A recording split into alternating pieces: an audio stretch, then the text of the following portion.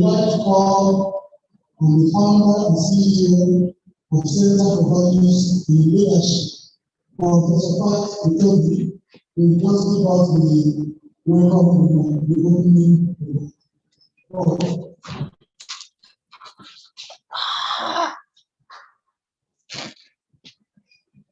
Wetin do generator?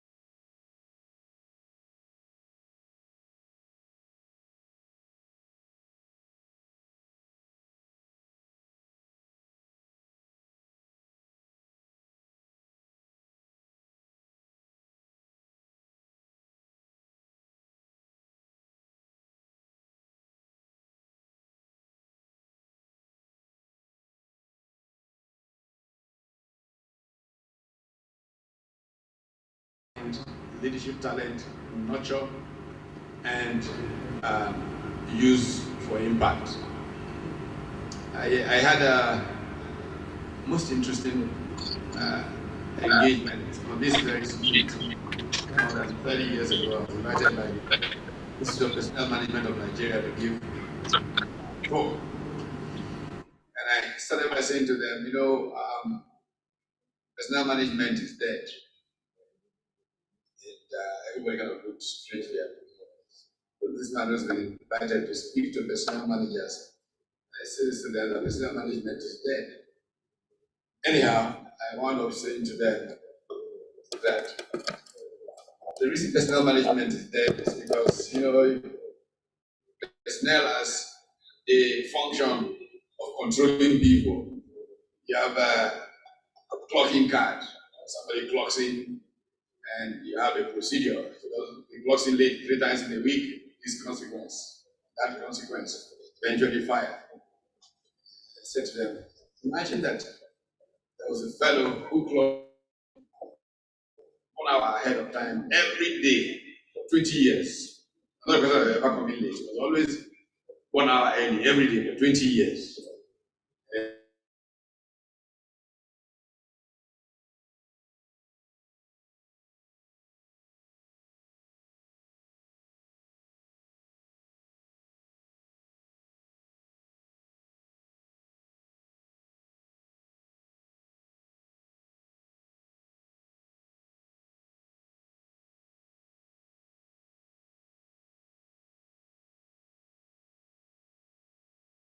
floor. So the adequate person to manage somebody is their direct report. The direct reports who will know that there's something extremely peculiar. Not looking at it, talking card, looking at the fact that he sees this man every day, arriving 1 hour earlier. And then suddenly, it's not coming on time. So Musa, what's the problem? Musa is reluctant to talk about the problem, so he doesn't say anything. He says, well, traffic, and it happens. And knows that Musa always goes to lunch every day with Raimo. Raimo, what's going on? Musa is not behaving true to time. We follow the procedure. The next time he comes, he's going to be fired. He comes in late. He says to him, he's reluctant to talk about it, but anyway, okay, because Musa's wife has just been diagnosed with cancer. And he's totally devastating man. He's not himself anymore. Now, such a manager can then engage Musa, do extraordinary things to support this man who, for years, was so faithful and loyal to the company, but has personal issues he's dealing with right now. After saying all of this, I said to them, you know what? The human resource function as the consultant, internal consultant, helping managers who are going to be the direct personnel people will become one of the most important roles in the organization going forward. And 30 years ago, this is very strict.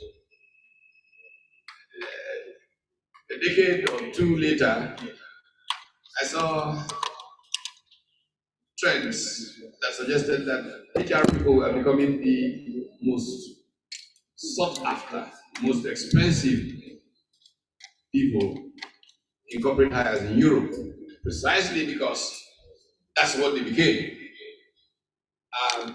And so leadership always is about learning. The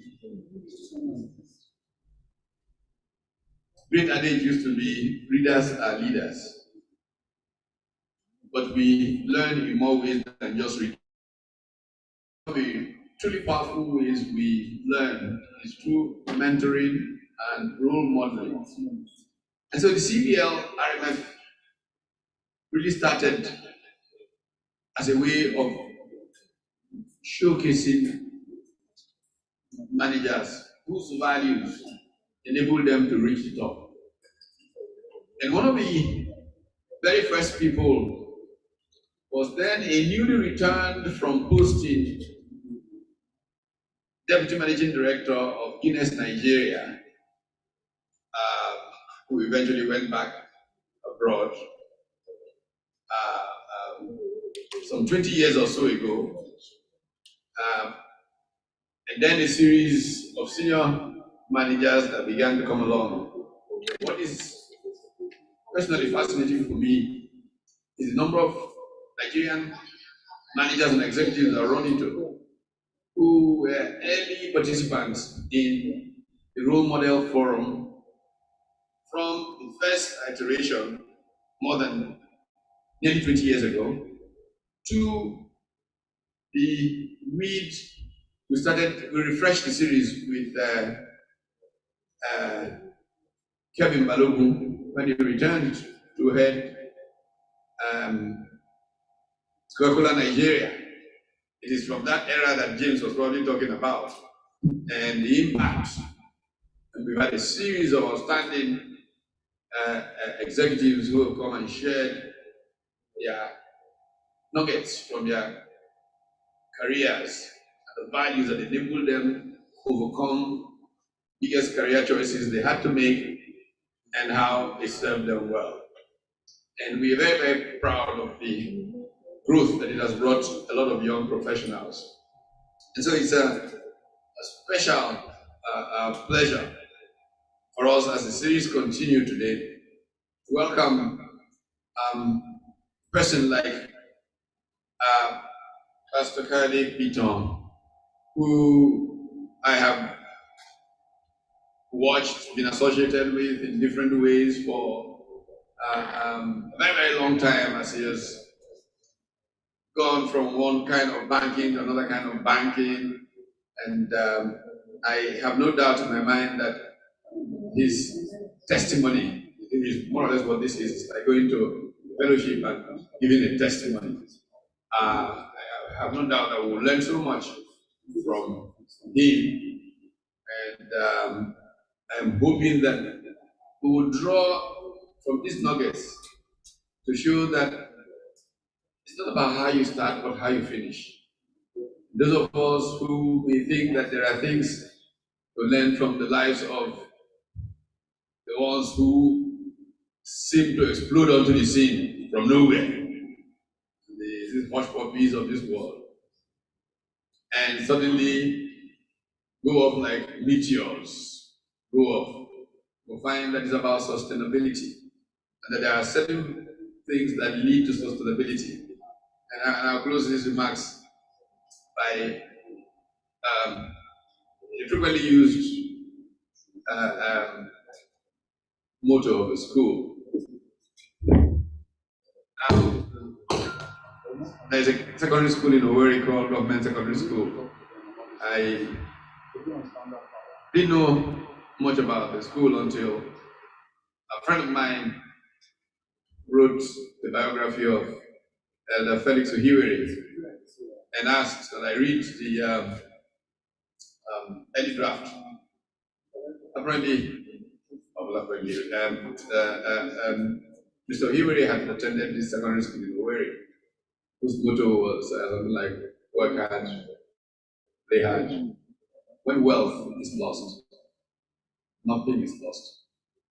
When health is lost, something is lost. When character is lost, all is lost.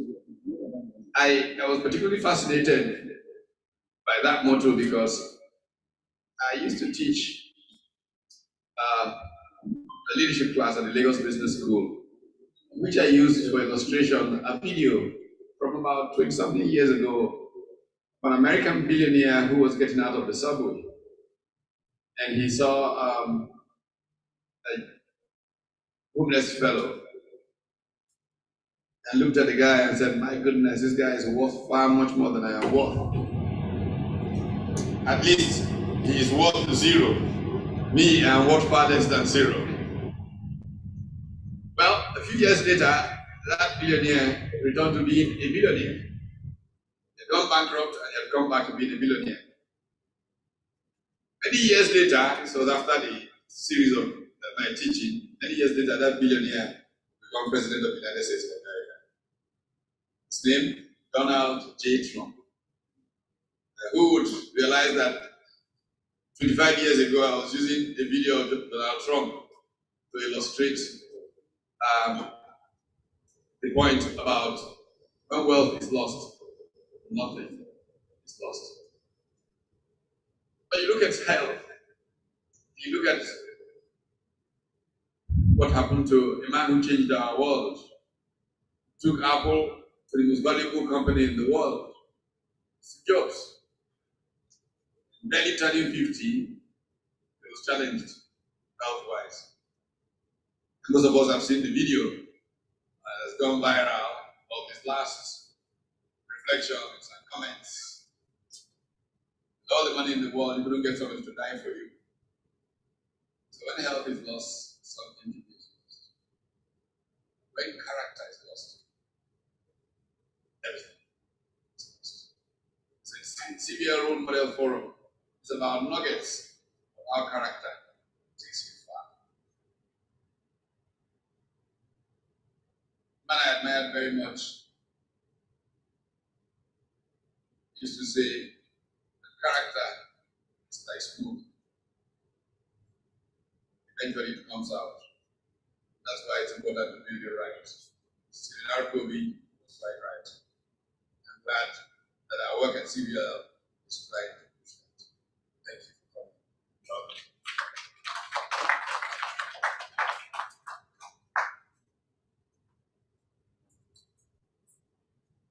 Thank you very much, Professor Patuton. And anyone remember the last statement he made concerning health? Can we remember? What did he say? When health is lost, something is lost. But when character is lost, yes.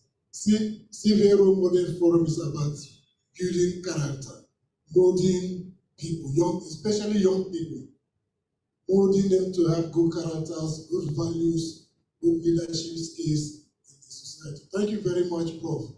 Every day we are learning. When you hear from the Prof, you must learn something on a daily basis. Thank you so much.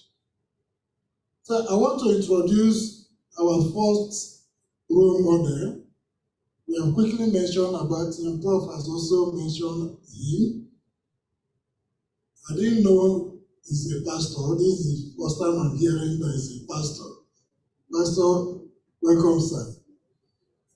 So I want to introduce Pastor Oluka Yode Piton as the Managing Director and Chief Executive Officer of Bank of Industry Limited, Nigeria's oldest and largest development finance institution. He draws from significant experience gained across various financial services sectors, including banking, capital markets, during his over 30 years career. Prior to this current role, he served as MD CEO of First Interstate Bank PLC, Executive Director at Unity Bank PLC, Executive Director at FSB International Bank PLC, and the pioneer Managing Director CEO of NSEC, a specialized banking unit of FSB International Bank PLC that focus on the energy sector in Nigeria. Mr. Peter has pioneered several innovative transactions in the Nigerian capital market and the international financial market towards the economic development of Nigeria. To date, he has led the Bank of Industry to successfully raise about $5 billion from the international market through syndications and the bond market. Mr. Peter graduated with a BS honors degree in economics as a USC scholar from the University of Ibadan in 1982 and obtained a master's degree in international management as a Rotary International Scholar from the American Graduate School of International Management, Thunderbird campus at Greendale, Arizona. He is a fellow of several prestigious organizations, including the following: Chartered Institute of Bankers of Nigeria, Chartered Institute of Stockbrokers, Institute of Credit Administration of Nigeria, Nigeria Economic Society, and a member of the Institute of Directors of Nigeria. He is also an alumnus of the Lagos Business School, the London Business School, the Hague Institute, Singapore, and the Galilee International Management Institute, Israel. He is also a Merit Award recipient of Institute of Chartered Accountants of Nigeria. Peter sits on a various boards providing advisory and governance support. He is actively involved in youth empowerment and serves as a senior pastor at the Redeemed Christian Church of God. Please, with a standing ovation, let's welcome him to this occasion. You're welcome. Thank you very much. Please be seated. And good morning to everyone, those who are here and those who are online.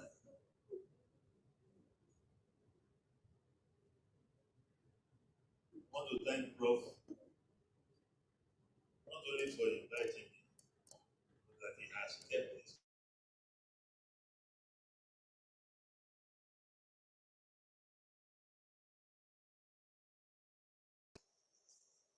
People put money in other things. It's part of the problems that we have as a country, where normally people are going to be paying and listen to things like this. Ahead. God will help us.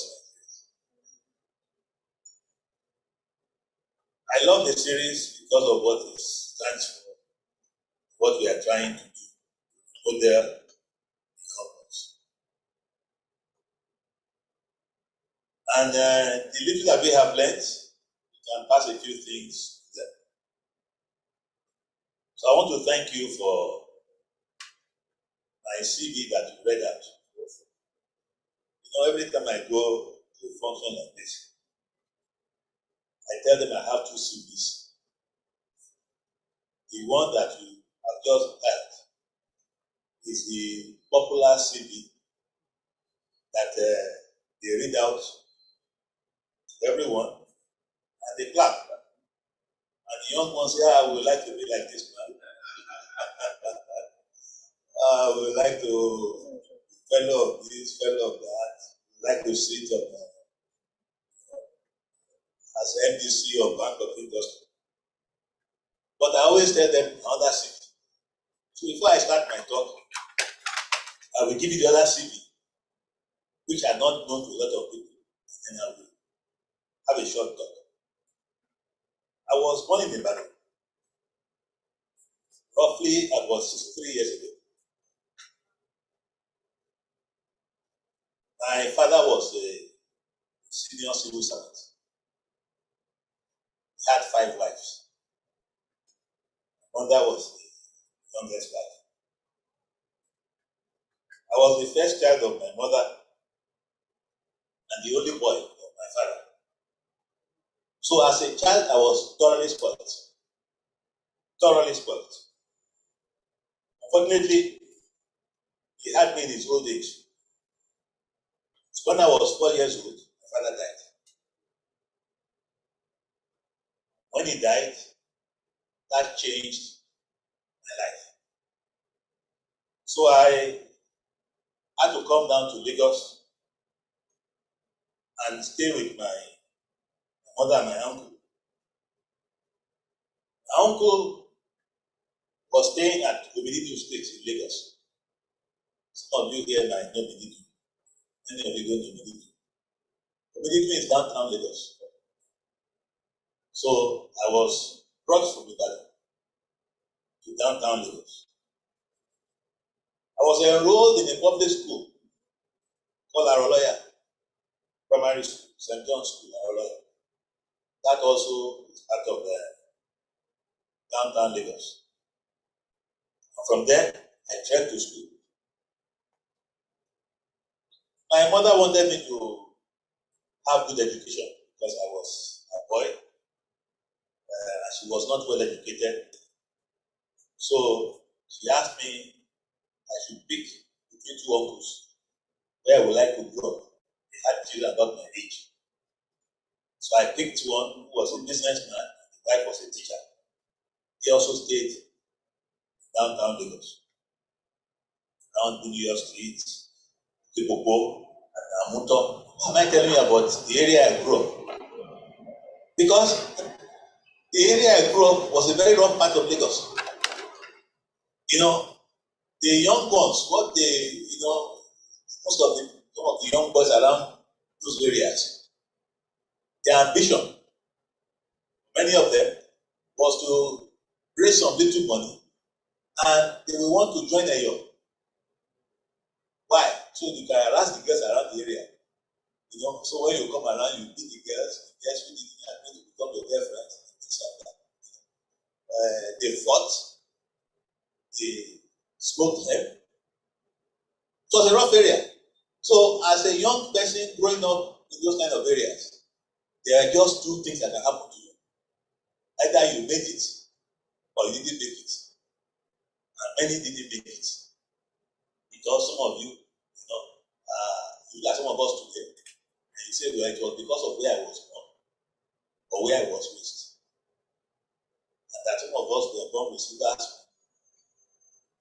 We actually came with silver spoon from heaven. We didn't come with silver spoon from heaven. So that was starting out life for me. My mother was my best friend. Fortunately, When I was 30 years old, my mother died. And I became very unhappy as a young boy. I became very playful. I became rebellious. It's as if life was too hard. So I kept on being playful in school. And I sat for my WAEC. GC, you used to call it. GC, WAEC, sometimes you used to do it too. I had P7 in 7 subjects. You know how they rate them nowadays. But we start from A1. So I think A3, then you have a C4, P6, and then you have P7, P8, and F9. You know, P7 and P8, you didn't fail, you didn't pass. You can't go anywhere with P7 and P8. My uncle had a son about my age who also did as badly as I did. So he called the two of us. Said, let us stop. By the way, he sent us to school in Djibouti. Djibouti was our hometown. That was where we went to school. We had been eyeing Lagos. We wanted to come to Lagos. Lagos was where everything was happening. We had FSS. They didn't wear uniform like us. In Djibouti, you wear uniform. Put on khaki, white and nika and everything. So we were looking forward to coming to Lagos. So my uncle called the two of us, said, so you boys, what are your plans? He said he should allow us to come to Lagos, to come and repeat at a place called FSS. That we sit for our work there for 1 year. The man laughed. Said the two of you are failing. So you are not coming to Lagos. See how we get. The school where you failed is where I will send you. So when the young people see, they will learn from you. This is not. So, and I am pleading, he sent us back to the building.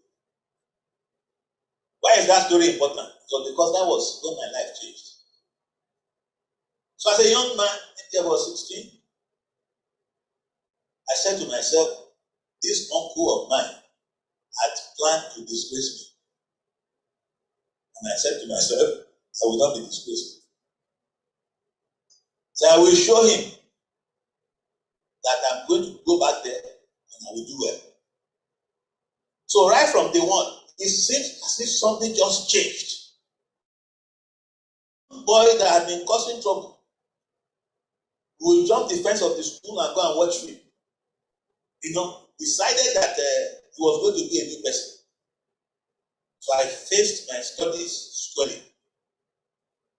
When we did the mock in school, before GC, I came first. When we did GC, at grade 13, I had many A's. That was when my life changed to the CV that we are beginning to read now. From there, went to FGC Lagos, had government scholarship for A-levels. From there, went to University of Ibadan, had USC scholarship. From there, went to the US for my master's, had a Rotary scholarship. Then my career path began to take a new turn. Why is it important to the young ones who are listening? There's so much inside of us that we can be who we want to be if you just decide that you want to do what is right. It was the same boy that failed, that had P7 in 7 subjects. And the following year, he had the best results. Because I said to myself that I could do this thing. So it doesn't matter who you come from. It doesn't matter what kind of hard life that face stress for you, or what you think life owes you. There's always a place for you to do well. That's why this story is important. So when they read my CV, yeah, that is a good CV. That's not for the young ones I'm talking to. Because they need to know that behind the new person that they know and they see today, he understands their pain. You know, I have gone through it. I walked to school. I grew up in a rough area. You know, the parents didn't have extra money, but God helped me. And God is able to help everyone. Character is very important. Now, I grew up in a home. Uncle was very, very strict. Very, very strict. Around 6 a.m. in the morning, the bell will ring in the house. That was time for prayer. Everybody has to get up. We took turns reading the Bible, one by one. We read devotional in the morning, sing, then we pray. In the evening, around 8 o'clock, we will ring the bell again. It was time for prayer. In the morning, we read the Bible in English. At night, or the reverse. That way, it was teaching us to speak Yoruba well. If you mispronounce something, sometimes you get it. You know? So it was a very strict home with Christian values. Sunday, after service, is going to ask you what the sermon. Of course, if you have an uncle that is as strict as that, big boys too have found a way to play with him. So if he didn't go to church, the one that went to church will bring us before the evening meeting. We'll be able to summarize the sermon. But at least your brother will tell you. But at least my uncle will ask you what happened. And when you come back home from school at the end of the term, the first place my uncle was going to read his character section. What teachers wrote about you. If anything bad was written about you, I'm sure they are in for a very tough time. Character was more important to them. He expected us to do it. The wife was a teacher, so we used to have extra lessons in the house. There are some two favorite scriptures my uncle loved. Proverbs 22 verse 1. That says, a good name is rather to be chosen than great riches, and loving favor rather than silver and gold. He taught us to keep our name, to maintain the name, and to ensure. It says the surname you have, that name does not belong to you. People have kept that name untarnished over the years. You must not spoil that name. So that was very important. And that's what my uncle liked. Proverbs verse 1 that says, he that being often reproved hardeneth his neck shall suddenly be destroyed, and that without remedy. Says, look, when you are being corrected and being instructed to do the right thing, please listen, otherwise you might be destroyed. And then he tells us all the time, remember the child of who you are. Remember who you are. Others can do it, but you cannot do it. You must always remember that of who you are. So integrity was built into us. My uncle's wife had 8 children and also raised me and a few other people. To the glory of God, I can say that all the children she raised, all of us, integrity is part of our life, just our DNA. We won't take from you. Say that any of us are taking money anywhere he or she has worked. It does not belong to them. It's just not our DNA. So as you grow up and people are teaching you what is right, it will help you over the principles of right and wrong. Value system. Very, very important. For those of you who are growing up, say, well, I want to be a good professional. People ask me, in this Nigeria, you get to the top without joining a society, without doing this. And I say, yes, you can. How many people didn't join them? You work hard, work honestly. But one of the things you have to learn, professional, is that the biggest battle you have to fight is the battle of yourself. You see, it's easier to get to the top than to stay at the top. You know why? Because most of those who got to the top and failed at the top, they were defeated from within. Maybe you don't understand that. Character keeps you at the top.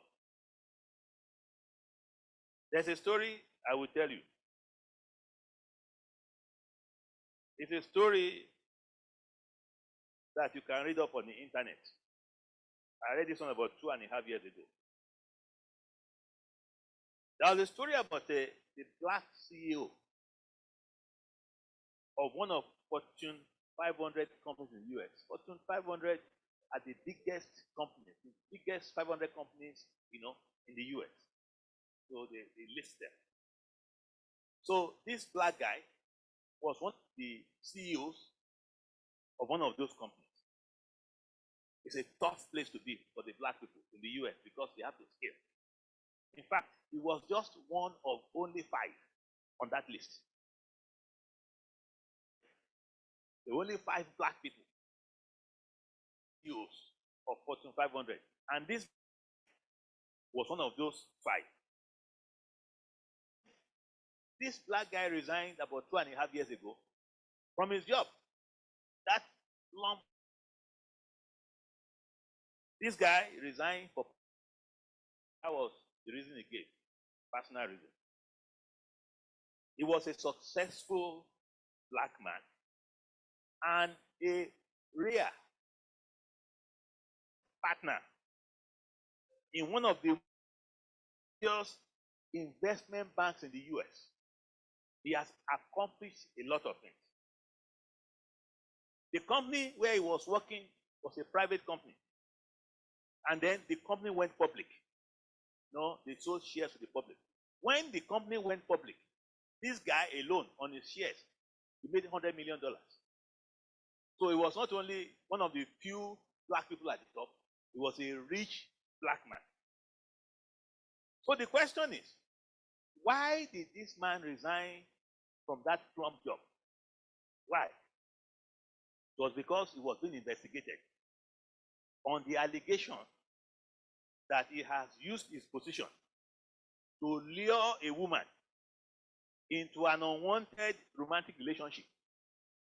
One woman went to report him, a white woman, that this man has used his position to lure her into an unwanted relationship. This man led a double life, this black man. He was a banker during the day and a photographer on weekends. His hobby was photography. So Monday to Friday, you will see him in white shirt with black with tie, black suit, all these Chinese shoes, investment banker. But on weekends, he will take his camera and say he was a photographer. What was his specialty? He loved to take photographs of naked women. So he will do advert and say they should come. He wants to do portrait. So some of the women are looking for money. They will come. So one of those women that he took photograph, that he began to have a relationship with, that went to report. This was how the thing started. And they were investigating him. Eventually, he got into trouble and lost his job. You say, Pastor, why did you have interest in? I will tell you why I found that story to be very sad. I kept on reading that story, and I found out that this black man was a Nigerian. For any God, then to have a black Nigerian man to be in that category, very, very rare. So I kept on reading the story. I found out he was the son of a house help. This black man was also born in Ibadan. The son of a house help. This house help, this lady was working for a white couple. They were in the diplomatic service. And so she had this little baby boy. But the baby boy was very smart. And the white couple, this boy was very smart and decided to train him. The one that sent him to school in Ibadan. They were going to the US. They took this boy with them to the US. He was so smart, the boy went to Harvard, one of the biggest investment banks in the world, so much money. But the other part of his life, which he probably did not know, brought him down. The battle was not external, the battle was internal. So people who stop, most times what brings them down is not external, it's internal. Which is why character is very important. If you don't conquer yourself, you might fall. Because you have to manage a lot of things at the top. So when we say our character, you say it's not the character is very important. The inner strength, the ethics, those are the things that will sustain you. It was a sad story. Because it's one of the few people who will have been boasting about of what we have done. 5 in Fortune 500. Not a black American. In Nigeria, the son of a house help who went through that, scaled all the schools, went to the best universities, admitted to one of the few partnerships in the world, is worth over $100 million. It was the photography part of his life that brought him down.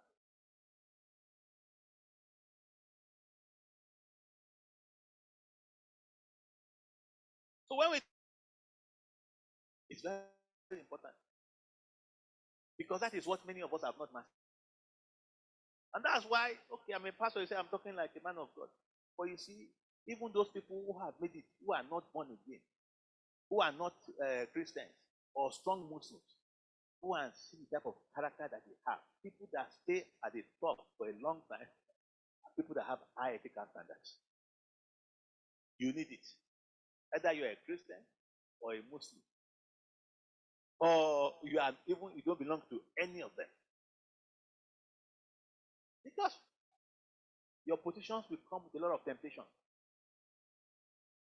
You don't have to chase things. Things will chase you. They will bring ideas to you that can make you money and make them money also. If you didn't have what it takes to say no, that might be what is going to bring you down. Like a man, you're looking for women. You look for women. When you will think it's a chance meeting. You go somewhere, you meet somebody, you just your face looks familiar. It's a lie. We have worked on it. 2 months, 3 months, to know where you got to visit. Meeting. You think you caught her? No, she caught you. The reverse is also true. If you're a woman at the top, sometimes they know all the job. But if you cannot handle that love aspect of your life, it can bring you down. Because there are also men who are looking for women to trip. So these things are important. They are part of. It's not only technical knowledge that keeps you at the top. No, it can take you to the top. But that alone will not keep you. What ethical standards do you have? Who are your friends? What are the motives that you have?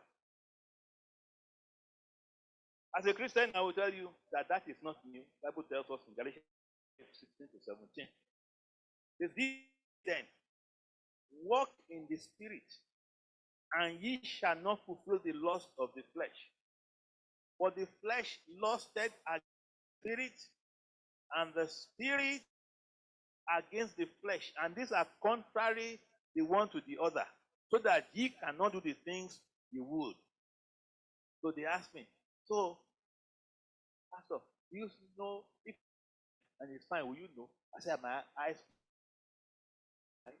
When I say beautiful, I say beautiful woman. Or you just have to know how to control yourself. What do you need that kind of money for? Some people have stolen enough money for their great grandchildren. It's like a disease. They steal and they steal more. Why? Because I want to for Q&A, so that you can ask the questions you want to ask when you come to a place like this. But if I summarize, first of all, is to let you know that yes, some people were born, but they're not too many. Secondly, it doesn't matter your background. You can make it to the top. You can improve yourself. Work hard. Have be of high ethical standards. Have values. Have friends that will also encourage you. Don't have friends that will pull you down. All of us went to universities. We did different kinds of things in universities. Notwithstanding, the time we had, some of us from our home, they keep on telling us, remember the son or the. What would my father say if he heard that? What would they say if they heard that I did this? No, things are very important. And like I said, God is there to help all of us. Nigeria needs more people of character. Part of what you heard in my city that I've raised about the bank where I work for about $5 billion in the last 4 years. Let me tell you, some of the people we raise money from, they do a lot of character checks before you get those money. They don't even tell you. They scan you on the internet. They do a lot of things because they know that it's not when you come and say you want to borrow money, it's not only technical analysis. The character of the borrower is also important. When they read on the internet, if anything is written about my bank, about myself, by the following an email, saying, can you please explain this? One day, my former minister was Nalama. He asked me to go to Nsukka on his behalf, the University of Nigeria, to go and give the paper. So I went to Nsukka. At the same time, National Assembly was waiting for me to come and discuss one or two things with them. So I sent some of the directors to go and represent me. So they went. They said, where is your MD? They said, the man has gone to Nsukka. So you mean that where your minister sent your MD is more important than coming here? They said, if you don't see your MD by Friday, you will arrest him. You will do a bench warrant to be arrested. They thought they were joking. The following day, press people, how they write. They pass people. Bank of the BOIMD to be arrested. Until you read the story, you will not know why they want to arrest him. If to arrest him for not going to a meeting in Abuja, our foreign bankers who gave us money saw it and sent us emails. Can you please explain why they want to arrest the MD? Because we don't want to be dealing with a bank where the MD is a criminal.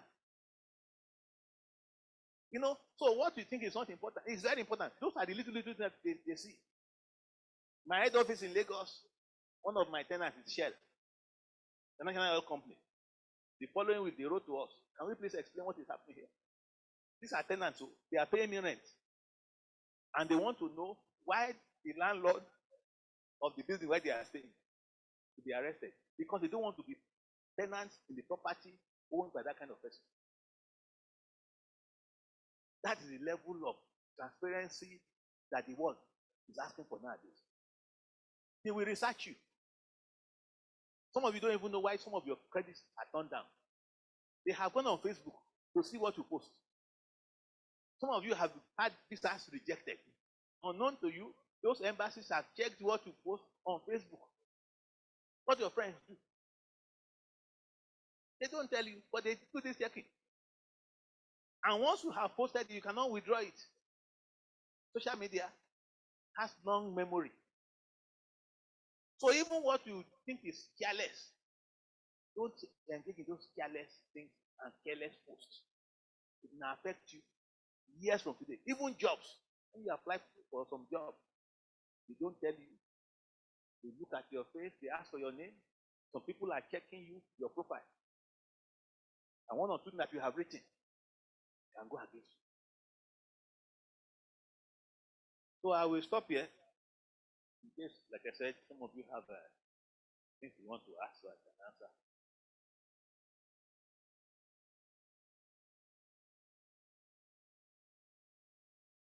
Thank you very much. Is that clap for me or for him? Please, let's give him a rounding applause. You know, some of us, we have been taking social media for granted. You post all manner of things. In fact, I will go back and start to check all I have posted there and find out why I've been having some little challenges. If it's possible, I will delete all. You know, so we all need to be careful. Thank you very much, sir, for your wonderful presentation. We have people online, and then we have also people here. So we ask him questions, as much questions as you can, because we have a little time on our side. I don't know for you, because he's co-presenter from US. Just because of something, he will not be able to join us today. So he asked us to reschedule his own, where only him will come, so you will have enough time. We just got that message. So you are free now to ask your question. Those of you online, we will get your question and pass it across to him. So your name, your organization, and the question. Good morning, sir. Thank you for the experience you have shared with us. When you are talking, I realize in Nigeria, we all know a lot of things happen. I have two questions. The first one is that, how do you manage pressure from above? Because he mentioned it in a way and trying to say, but we know that there are people that maybe you report to people. So they may demand things that you feel that, this is not okay. But, saying no is an issue, may be an issue. So how do you manage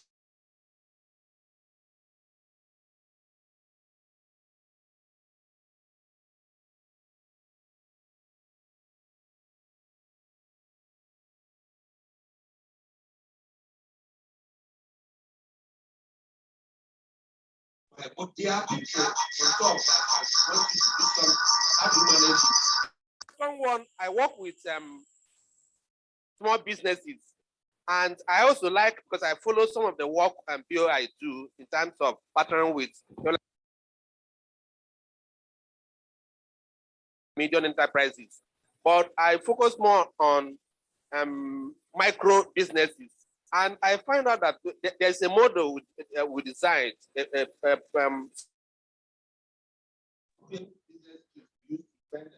this time we are telling them.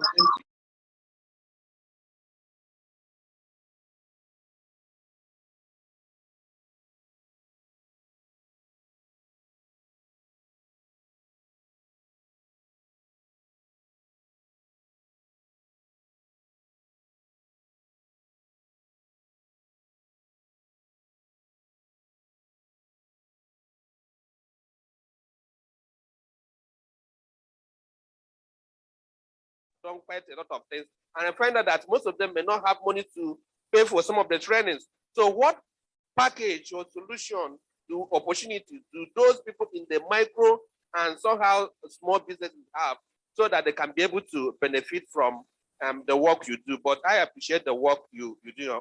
So these are my two questions. Thank you, sir. Yeah, thank you very much. The first question, how do you cope with pressure from the top? I will take the question, since we now have more time today, in two parts. I will take the one of how do righteous people or Christians cope with the environment in which we find ourselves now, and then the one you spoke about how do you cope from pressure from the top. I remember many years ago, I was a banker, but I decided to leave banking and go into business. So I left my banking job and I went into export business. I was exporting cocoa beans to Europe. We buy cocoa from Akure, Ondo, all of these areas, and we export them. So there was a particular year that and normally before you export, you need to have quality certification by Federal Produce, aside from the private one from SGS or Cotetna, any of those companies. So my cocoa beans were having problems because the people were threatening to give us bad, quality certificates. And I spoke to my staff and I found out that they said that normally anybody that wants to export, there is a bribe. They call it paton, which means for every ton you want to export, there's a certain fee you must pay. I was a young Christian. I became a Christian in 86. So at that time I was born again Christian. So I said, look, this is bribe. I was not going to pay it. So they kept my goods in the warehouse. And I was looking to who will cancel me, say, what are we going to do about this matter? I borrowed money from the bank. The goods are there. I cannot export the goods. So one day, one old man called me, father of one of my friends. He was a billionaire many times over. He also was cocoa business, but much larger volume. Apparently, he was in the office, maybe for his own shipment. And he heard them talking about me. Said that young man who has just joined this business, he has refused to pay us our paton. We are going to destroy him. We will make sure that when we finish with him, he will not even enter this. He will not even know that he did cocoa business before. The man heard them. Said, please, that young man is my son. Say it's your son. Yoruba have a way of talking. Even though he's not your father, when he says it's my son, they know that he knows you very well. Say it's my son. Baba, go and warn your son. Tell him that he must pay our money. If he doesn't want to be paying this money, tell him to leave the business. Because he must pay it. At least we are paying it. So the man called me. Said, let me advise you. I know people have your belief. We have been doing this for a long time. We all pay this money. I pay it too. I have begged on your behalf. If you don't want to be paying this money, I will advise you. The one you have in the warehouse, go and look for their money. Go and pay them. And then you can leave this business. Otherwise, you're going to have a hard time in this kind of that problem for me. I went to some people to cancel me. They say, no, that is bribe, but you cannot pay bribe. They say, no, it's not a bribe, it's extortion. They didn't say you want to pay it, they are the one that are asking for it. It's extortion. Anyway, to cut a long story short, because extortion favored me better. I said it was extortion, not bribe. I went and took the money, paid them, and left the business. Believe me, this is what a lot of Christians and people who are righteous are facing Nigeria today. You want to do any approval, they will not give you. All of us are using consultants. The issue of consultant is because you don't want to pay the money yourself. You know that the money you are paying consultant, out of that money, it's going to go and pay them. We say, well, it's not me. So that is paying it. So we have problem of consultants in Nigeria today because we don't want to do that. And then you need to look at the word extortion and the word bribe. I will come back to that. Now, the one you are asking is the same type of thing. Pressure. You have pressure. People want their children to work with you because you have a bank that is doing well. And employment in Nigeria today is a major problem for everybody. There's no home that you don't have a graduate looking for employment. People are looking for contracts. And what kind of contracts do you give? People are trying to access loans that ordinarily they are not qualified for. So there are many things. So to say that those things don't exist is a lie. So what do? One, you need to You see, you have to be firm. Firm in a very nice way. So when I noticed that we had all this pressure on jobs, we had an in-house policy. That's okay, fine. You want your son to work with us or your daughter. In this bank, we only take people that have first class and second class offer. And that one, you will rule it and make it such that it's across board. Many of their children had third class. Because their parents had money. They were not serious in school. So if you had a son that had a first class and your father is influential and you can pass the exam, no problem. So that one helped us to reduce the pressure. Because many of the people that people are trying to say you should help or not help didn't even meet the score. See, it's not my fault. I would like to help you. But you see, it's second class upper minimum, and they didn't make it. So they will take, they can't do this thing and everything. Say, does he have a master's degree? So you need to do something that is fair across board. That is one. Number two, you cannot be doing what you are denying them. If you are there and you are chopping money, and they are bringing things to you to chop money, and you are saying no, you'll be out of that job in no time. Because some of the people working with you anyway, Nigeria is a big place. There is no, MD cannot do anything by himself. If you are going to steal money, Clark is going to do one voucher. That other one is going to do one voucher. So invariably, what you think is covered is not covered. So you must be above board yourself to enforce some of the things that you are doing. Some of them are unreasonable. They just say you must do it. Sometimes you have to find somebody that can stand in between the two of you to say, please, this is what this man is asking for. Can you help me explain to him in a way that we understand? Of course, we have to put a lot of prayer into it. Because sometimes when you are doing the right thing, some people don't even want you to do the right thing. So that pressure you will have. But you just have to stand and stand on it. And sometimes some of us Christians too, for instance, some people will give you money up front. I say it's wrong. You want to say, well, unbelievers are doing it. We cannot get contract. It is wrong. But you, even after you have gotten the contract and you have done well, you should learn, even though you're a Christian, to go and say thank you. It's not you have to buy big things. Say thank you also. This is one area that some of us don't do anything. At least we will say, this person that we have helped, he has not come. Learn to say thank you, but in different ways and in a very reasonable manner. Not that you don't want to say thank you. You go and buy a car to say thank you. Of course, we are paying money for the next contract. Let us say thank you. But you have to stand your ground. You have to do what is right.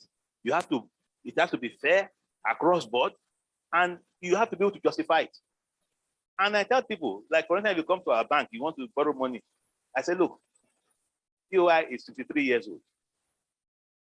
21 years ago, the bank was restructured. That is why the bank is doing well now. Before the bank was restructured, our non-performing loan was 94%. So the bank was dead. NIDB, Nigerian Bank of Trade and Commerce, they matched them together. They are inside BOI. So we have learned what they did that were not right, that killed them. Some people come to me, I tell them a story. Say, you want us to go back to where we were 21 years ago? We have learned a few things we cannot do, and we'll give them the reasons why we don't do it. Just have to. That is why the bank is doing well, by God's grace, and the fact that we are trying to enforce some of our policies. But you have to stand. But sometimes it's going to cost you. It might cost you your promotion. It might cost you your job. But if you have done your best for God and you can go home with a clear conscience, I say, look, if you knock my door, I will open the door. You just have to have that kind of attitude. Otherwise, you won't be able to do your work. Second part. Okay, you talk about the SMEs. That it seems the bank is focused more on SMEs. There's the micro. You see, it's an area we're looking at in Bank of Industry. Because now, people come to us because we actually give loans of up to 10 million naira. Sometimes you don't need to have the security that other banks will take. For up to 10 million, we can take the guarantees of two people who are in good standing and give you money. So because of that, we have a lot of these so-called micro loans we're talking about. People that want 1 million naira, 2 million naira, 3 million naira. But we can imagine how big the whole country is. If you are doing loans of 2-3 million naira, the same officer that is doing loan of 2 million naira in about so many places, that same officer can do one loan for a big company for 15 billion naira.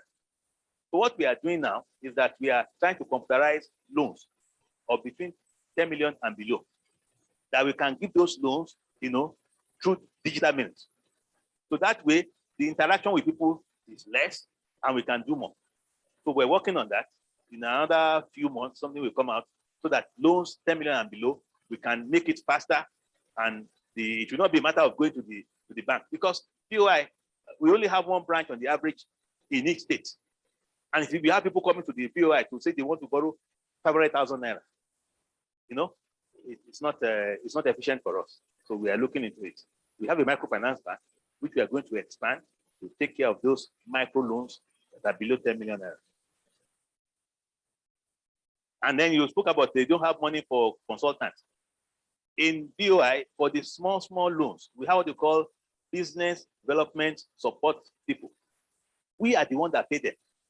If you go to the website of BOI, there are over 200 of them that the bank has certified to help people to package their loans.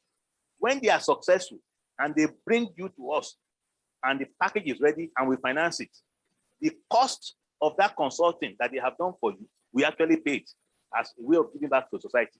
So you don't pay that cost, we pay them.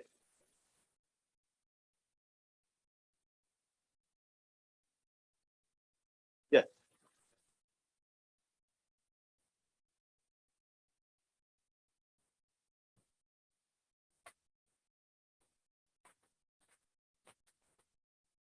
Yeah, good afternoon, everybody. My name is Rita Joe. I work with Lansing.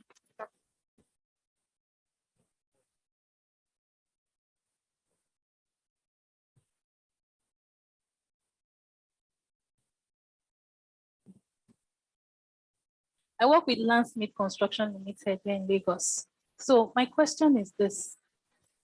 The Bible says for everything, there is a season, there is a time. So at what point in time in your life, how did you know that this is the right time for me to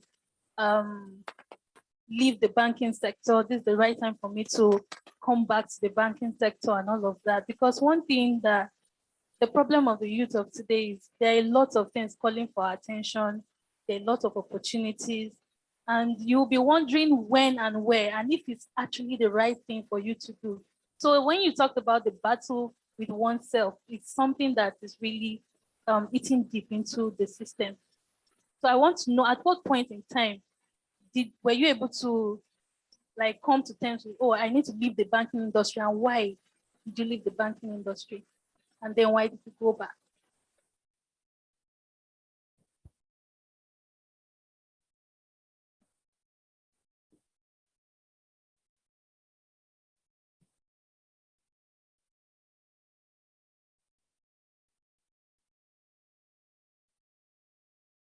Thank you. That's a very interesting question. I got married in 1990, about 32 years ago or something like that. And I told my wife is a medical doctor, a consultant. I said, I love doing business. I said, one day I'm going to come home and tell you I have resigned my job. Yeah, how can you do that? Just getting married now. Won't you wait for things to stabilize and do that and everything? And prototype 2 years later, I came home and I told her I'd resigned. So what are you going to do now? I said, I want to do export business. Because the bank where I was working, I was the export manager. That was where I learned all the cocoa business from. I was financing cocoa business in the bank. So from that business, I learned a few things. So I said, look, let me go and do it for myself. So I told her, I said, prepare for hard times. So, when you start new business, it might not work out the way you planned it to. I said, okay. So I set up a finance house. At that time, you didn't need too much money to set up a finance house. And I thought that we will have problem raising money. But as soon as I set up the finance house, for one reason or the other, people kept on calling me. We want to give you money. We want to give you money. That by 1993, my finance house was one of the biggest in Lagos. Our deposit base in 1994 was about 80 million naira. 80 million naira was a lot of money in those days. It was doing well. And then there was political crisis in Nigeria, Abiola crisis. The people from Southeast said they are going back to Southeast. People from the North said they are going back to the North. And when they are going back, what do? They come to your finance house to ask for their money. So there was a run on finance houses at that time, and then the finance houses began to fail. Many of the MPs of those finance houses, they ran away because they couldn't pay the money. And so some of us who had big finance houses, like myself, were the ones that had the most problem because we are the ones that had given out the money. So that period of my life was a period of major crisis. We were selling our assets, selling our cars, doing different kinds of things. I was young, in my early 30s. I said to myself, so what am I going to do with my life? I was owing money. People will threaten you. People do kind of things. I said to myself, because of my upbringing, that I will not run away. We have a crisis here. We are going to face it. Whatever it was going to cost us, it was going to cost us. We sold our house.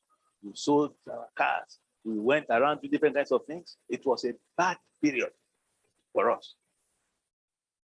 So after that was done, and even coming out of the crisis, because sometimes that was, I said, it's a good question that we're asking. But people see you, they don't know what you have done, what you have gone through. Some of the, if you have a problem, it's not the time to run away from it. You face it. Okay, somebody gave me money and I'm not able to pay back. What am I going to do?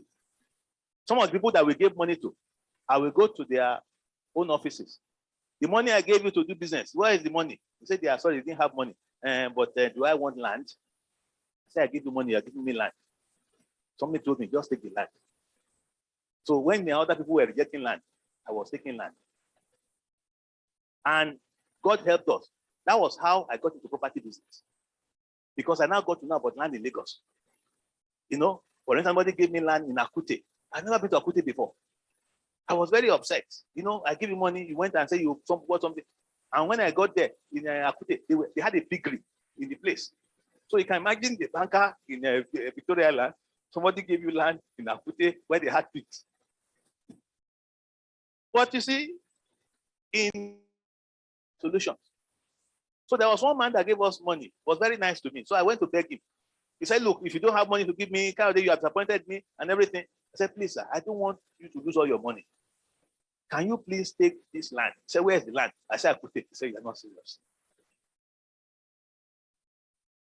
So one day, this big man, he was at a party, talking to one of his friends, reporting us young people who have messed up the place. He said, can you imagine this man who says he's a finance house man? I gave him money. He said he has land to give me in one place called Akute. Then the friend he was talking to was not laughing again. Said the man said he has land. Said yes, he has land in Akute. Said, have you asked him how many acres of land does he have?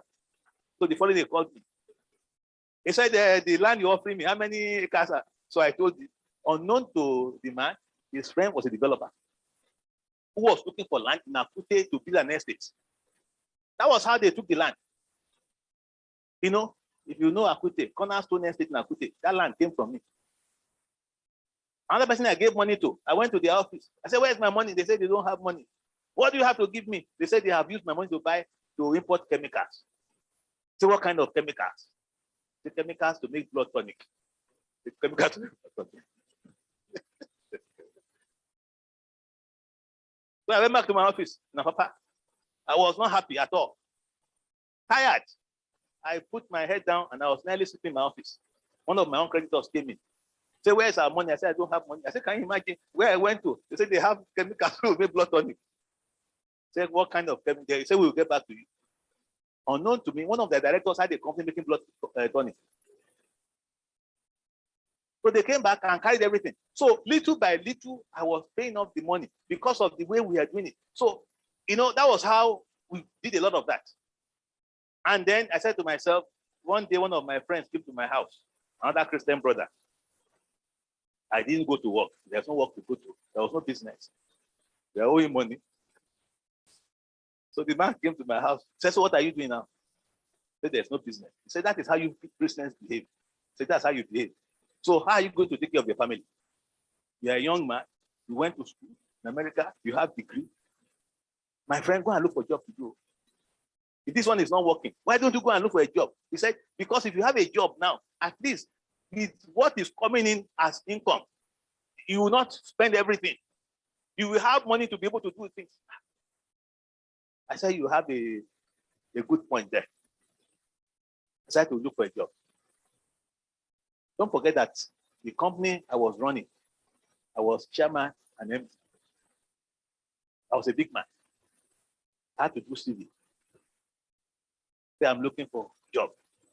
I called one of my friends. I had left banking industry at that time. Some of my friends remained. They had become big people. I called him, and he was apologizing to me. Say, I'm sorry, I'm sorry. I said, what are you sorry about?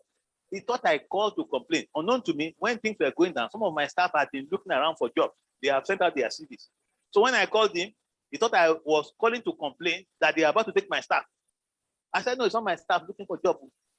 It's me. Look, he said, you are looking for it. I said, yes, it's me. To cut a long story short, he said, I will let you meet my MD. No, it's not a secret. The bank was FSB International Bank at that time.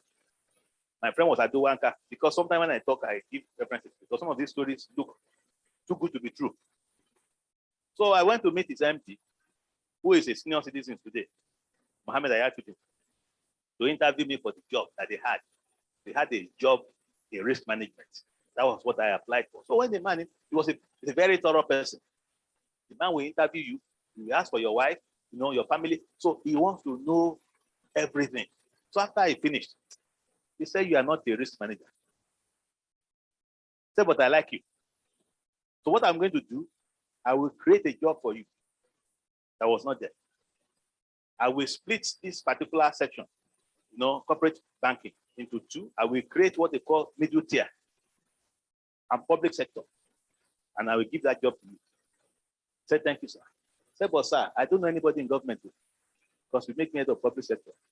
Because the idea that when you're head of public sector, you can go to different places and bring money. I said, I don't know anybody. He said, don't worry, we'll do it together. That's favor. Another thing he said to me was that you finance house people. You people, you are owing people money. Say, how have you done in your own company? So I told him our story. We had this problem, but I refused to run away. I sell this one, I sell that one, I sell that one. This man is a Muslim. He paused. He said, I like what you are doing. He said, anybody that gives to people what belongs to them, he said, God will give to him what belongs to him. I've never had that kind of profound statement before. He was a Muslim. He said he liked the fact that we didn't run away. He liked the fact that in the midst of that crisis, we are running around to try and pay people. He said, God will give to you what belongs to you. He said, do something for me. I went for an interview. He said, can you write and give me the list of all the people that you are owing and how much you are owing them? I want to see that list. So I told my lawyer, said, I went for an interview. Said at the interview, the man that interviewed me asked me for the list of all the people I'm owing and how much I'm owing. My lawyer laughed. What kind of interview is that? He said, yeah.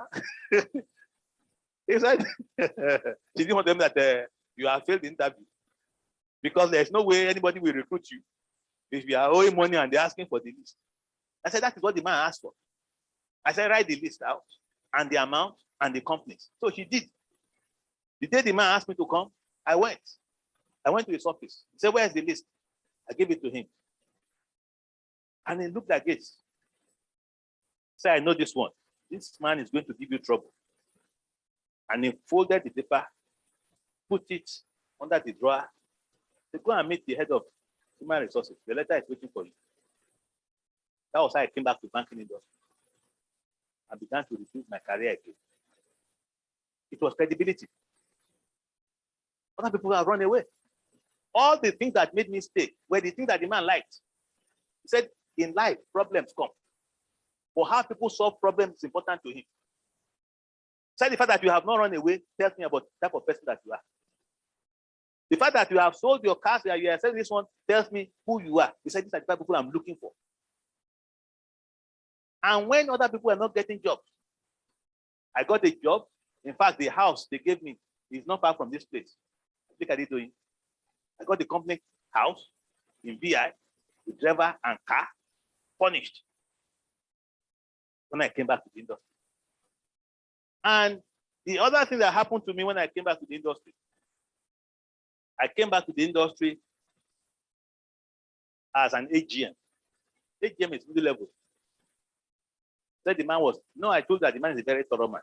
He doesn't promote quickly. But in 5 years, I have gone from AGM to DGM to GM to ED. I became a director of the bank in 5 years. But I said to myself, the man that will give me another opportunity to work and take care of my family, you know, that I owe this man honest and hard work. I put in a lot of hard work. And the bank noticed it. I was getting my promotion like nobody has ever gotten it before. 1 year, 1.5 years. In 5 years, I became director of that bank. So it is good I ask the question, because some people think that you have not failed before. People can fail in life, but it's not permanent. You go back there and do what you have to do. One of the questions he asked me was that in this company that you are working, you are chairman and MD. Will you be able to come to work at 8 o'clock? I said, I'm the one looking for work. So you throw away the chairman card, you throw away the MD card, you have a crisis on your hands, you have work to do, you have family to feed, you do what you have to do. And then God will bring you back in due time. Yes, it's possible. Yes, you see another question.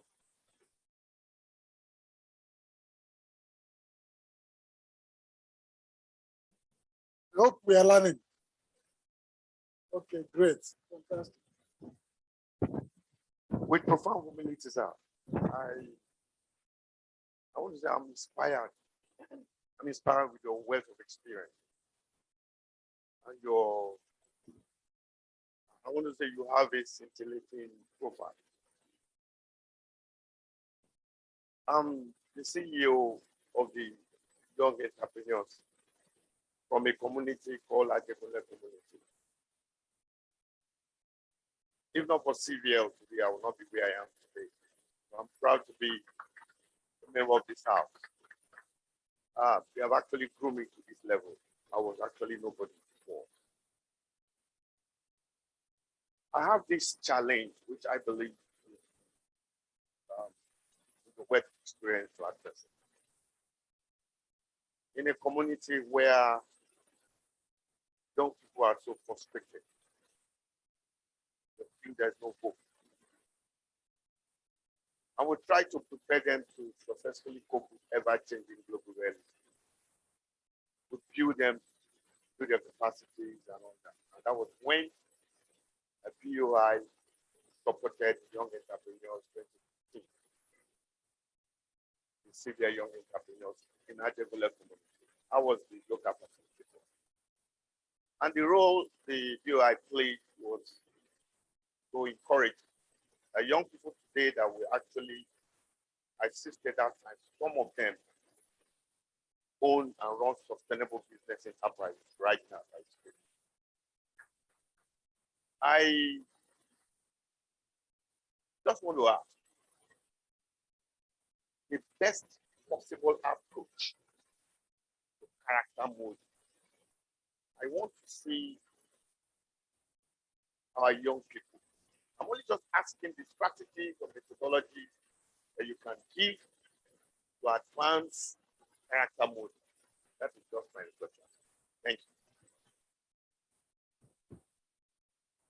Okay, addition to, yes, in addition to his question, like young people now, they want to make it immediately. They don't want delay. They want to become rich overnight. So in addition to that question he asked, during the time you were building your career, your profile, were you ever in a hurry to become a millionaire, to become a billionaire overnight?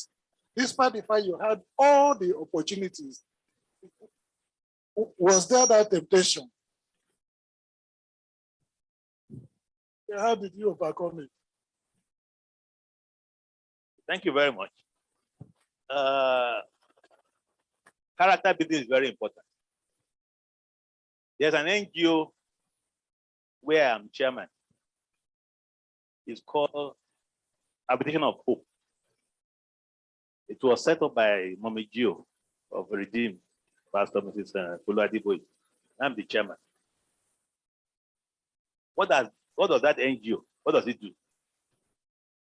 It takes boys off the streets. You know, many of us, when we drive around here in DI and different places, as soon as your car stops, somebody will come and it's wiping your windshield. When you go to the market, you find them, they are the ones they used to carry bags of rice, or they will help them to push some things because their parents couldn't pay school fees. You know, some of them ran away from home. Some came all the way from the east. You know, and we take those boys and we take them to the place very close to camp. There's a place has been built for them there. We can take up to 200 boys. We have over 100 and something boys in that place from the streets. And then we begin to teach them. When they come initially, they are very rough. Sometimes they beat their teachers because they are very strong boys. You know, they are, you know, they have learned how to, you know, they are in the streets. But eventually, they begin to, you know, talk to them, to preach to them, send them to school. There's one from Abia that we took in the market in Lagos here. Young boy. That guy from Abia, smart boy. He has finished university now. He had a second class offer. That's not all. This young guy from Abia sat for the qualifying interview of Bank of Industry. The boy is working with me in UI. He was a boy from the market. They were using him to carry goods. It just shows you the potential of a mind. Some of these minds that you see that are being wasted are very smart people. In that place now, we have over 20 graduates. All these graduates were boys picked from the streets. Some 2 years old when we picked them. Some 4 years old. They rarely exceed 7 years before they come. That is why I like coming for things like this. Because sometimes people come and they hear you speak and they know that there's hope for them. So it's a long process. It's not fast. Because when you take a 4-year-old boy and the boy is going to be with you until he's 21, you can imagine their school fees. Their school fees annually are in the millions of naira. Budget is over 100 million. Because many of them that went to university, they went to Redeemers University. And we try and get discounts for them. But they are smart people from different states. Lagos, Morocco, some of them, their parents are dead. Some ran away. So we can't stop. We have to keep on preaching like we are doing, talking to them to let them know. You are right about the young ones of today. They are very impatient. You know, very, very impatient. They want to make it. And the problem many of them have is social media. You know, you will find a young girl of 17, she's crying. So why are you crying? Say, I put my photograph on Instagram. Nobody liked it. But we say, can you imagine, you know, only 15 people have said They like this thing. The things that bother them. And then somebody will abuse them. So you are looking at it today. It's a problem. I call them, we in Africa, we have the local chicken. And we have the agric chicken. Many of today's children, they are agric chicken. You must talk to them in a different way. You must treat them differently. They are another generation. And they want to make it fast. And nothing, they don't like, it's not like their father. You say that you come here and read CV. Say this man, he started working with us in this company. When I said, Debra, he worked there for 40 years. 40 years, what are you doing there? After 2 years, they want to move on. Like she said, different ideas. So you say, so what are your plans now? You say, in fact, I'm thinking of whether I can go to a school in France to learn how to cook. You say, that's what you want to do now.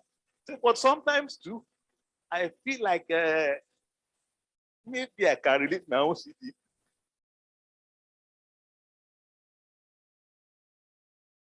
But as parents, you must listen very carefully and find a way. One parent came to my office, was trying to get a job. Nowadays, parents are the ones looking for jobs for their children because they don't even do it again. Because we are tired, you do city on their behalf, you go around looking for it. So the man came, he said, please now, this is my son.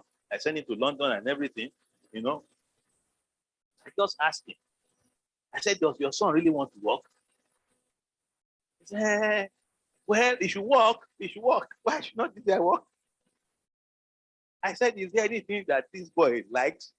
He said, yes. Actually, before I even went to university, he told me that he wanted to do something about dancing and choreography and things like that and photography. And I said to him, not on your life. You mean I will send you to London to go and study photography with my money? So he changed the course to business course. So the boy has now finished the business course, but he's still going around taking photographs. So I'm not sure the boy really wants to do the corporate work the father wants him to do. So that's the problem that we have. Different generations. So you need to be able to sit down with them and see how you can, in fact, you have to negotiate with them. You have to negotiate with them in a very nice manner, the way you can relate. Otherwise, they will stop talking to you. You will not know what they are doing.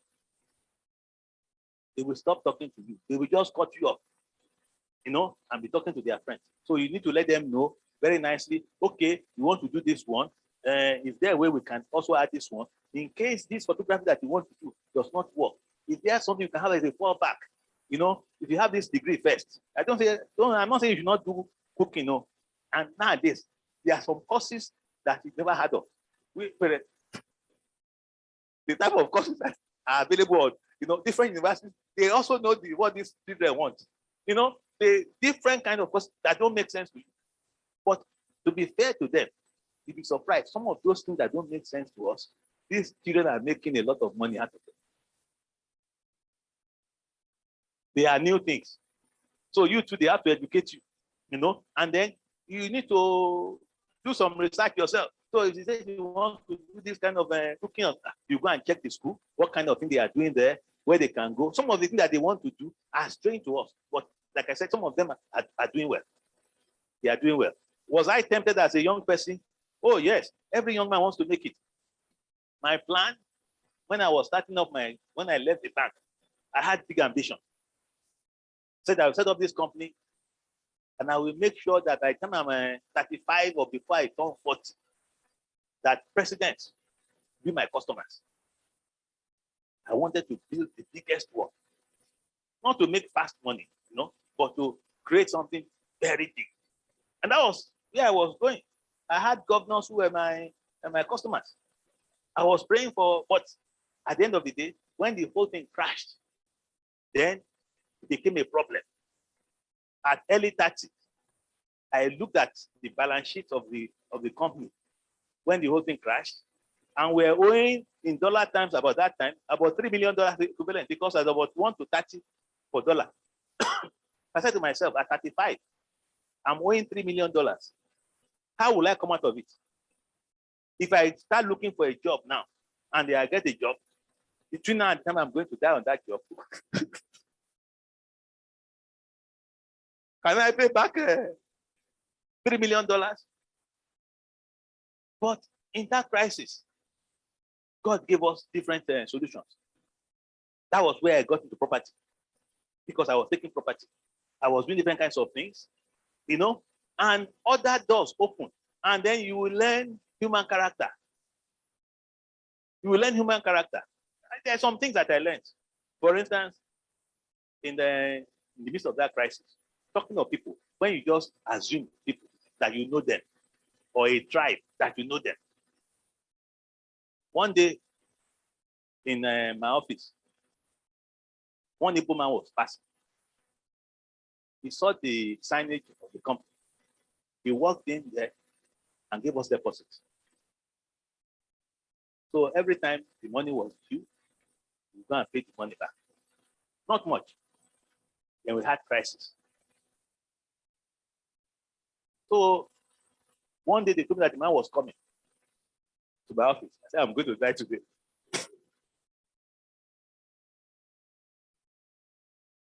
So I said, look, don't let the man come over. But I said, how much it was his money? Maybe about 50,000 at that time, but we didn't have money. So I looked around the office. We had one TV that was big, that was close to it. I said, carry it. Go and meet the man, you know, and tell him that we don't have money. Please take this TV and go and sell it. So they went to the man. And then I was in the office. Then they came back again. This time around with the man. There's trouble today. So the man said to me that he would like to see me. So let him come in. So he sat down. He said, Mr. MD. He said, were you the one that came to market me?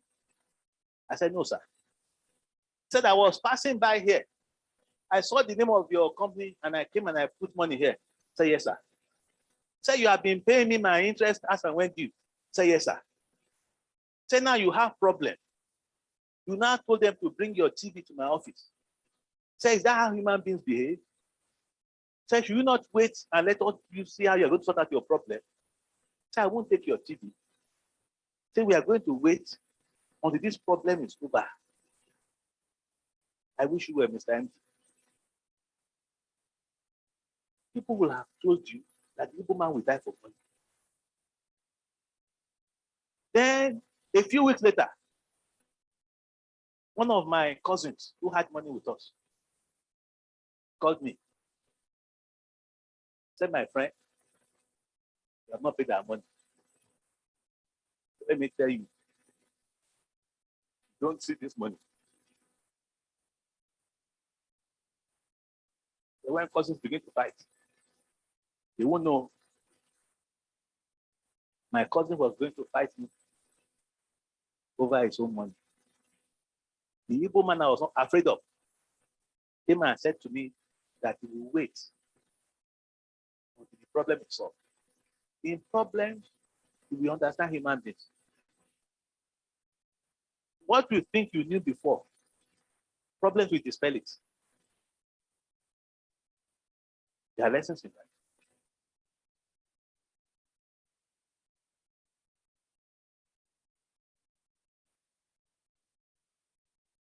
Yes.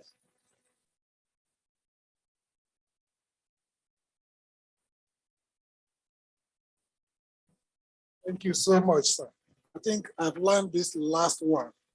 The problems are surmountable. No matter the problem you have, you must not run away. So starting from today, I myself will not run away from any problem. I will stay and fight it and make sure I deal with it. We have a question from the online people. So somebody, Mr. James Ode, has raised his hand up. Maybe you put him, let's hear his question. James Ode. Hello. Hello, sir. I want to say a very big thank you.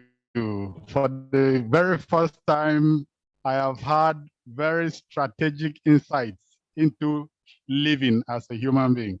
In fact, I'm very impressed, for the presentation you've given, and I want to ask that God continue to bless you to touch humanity in this manner. My question is, what would be your strategy for those who are currently in paid employment now to gradually transition into self-employment? Step-by-step kind of procedure that one can take. Thank you very much, sir. Okay, thank you very much. I think it was Warren Buffett that said, you don't test the depth of the water with your 2 feet. Which means when you are going to start a business, and there'll be different ideas. Some women want to do fashion. They are bankers, but they know how to sew, or they have patterns in their head. They don't even know how to sew, but they can draw patterns. So the first thing you do is that you don't resign your job. You stay on that job and start that business. You do it at your spare time. You do it in the evening. Then you begin to see how much income is coming in. Maybe by the time you are getting close to half or quarter of what we were getting before, then you can begin to think of resigning. Because there are some ideas that are born in our heads that you think that if you leave your job and you start tomorrow, the money will begin to come in. You might leave your job, and for the next 2 years, money might not come in. And there are businesses that, there are things that you don't expect. For instance, I know people that left their jobs and went into maybe bakery business. And they have done the analysis. But nobody knew there was going to be Ukraine-Russia war. So the cost of buying the flour has gone up. Not only that, when they were doing all their projections, they were going to buy diesel at 300 naira per liter. But diesel now is getting to 800 naira per liter. So all your projections, you didn't plan it. You thought about everything. But there are some things you cannot think about. Those are things that happen in business.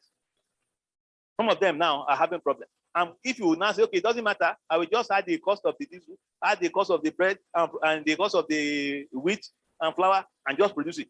When you now produce your bread, and it's 1,500 per loaf. So who is going to eat your own bread? Because you now have bread, you cannot sell. And then you will now see that there are some people who are selling their bread next to you, and they're selling at 700. And you are wondering how come they're able to sell their own bread at 700. Until you enter any business, every business has secrets. You now find out that the bread of this man, that's 700 naira. When you squeeze it like this, the bread has finished. When you give your son, who is 5 years old, they will finish it. You that you are coming from the bank, you are putting all of those things, that's not market too. So those things are important. They call them key success factors.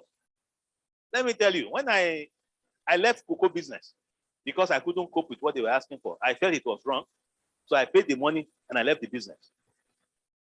And I was now trying to think, so what other business can I do? One said to me that cashew business is good. That cashew business, I'll tell you the story about cashew, because that one you have to buy in the East. You buy in the East, you buy in Kwara, all of those ones. We did cashew business also. I say, okay, apart from cashew business, timber business, where you can actually take some thick wood, you can export it, is good business. But then, most of the people who were in this business were losing money. Because to do good business in that area, they normally buy some of these old strong trucks, either German trucks and things like that. These trucks will go to the bush. They will cut these big trees. They bring them out.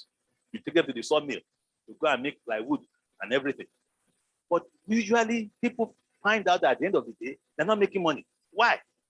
Because these drivers that you employ, to take, usually they are stayer trucks. That's the type of truck they normally like to buy.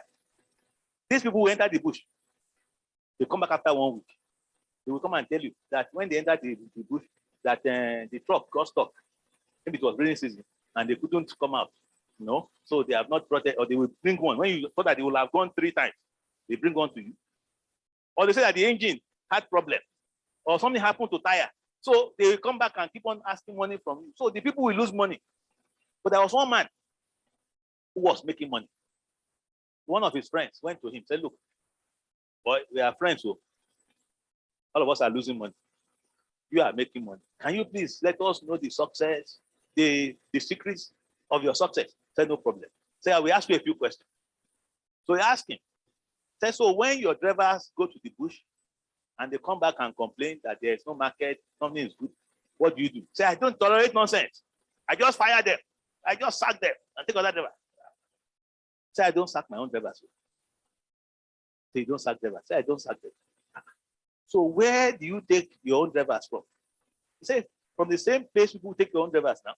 Because the truth is that when this one misbehaves, this driver, and you fire him, the other man will recruit him. When he fires his own, you will recruit him. So it's the same drivers who are going around the whole place. So, and all of them feel that the answer to solving the problem is firing them. Whereas no, if they don't perform, you fire them. As soon as you fire him, he goes there, he will recruit him. So what do you do there? When they come back and tell me that market is bad, I couldn't have this one, fire a boss, that one, he said, I will be listening.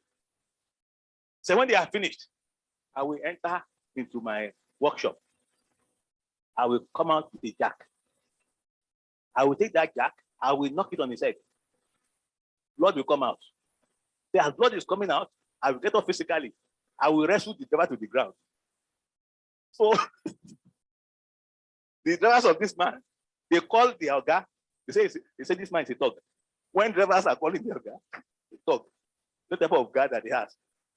Then they ask the man, can you do what I'm doing? Say I cannot. Say you cannot do this business. So every business has key success factors.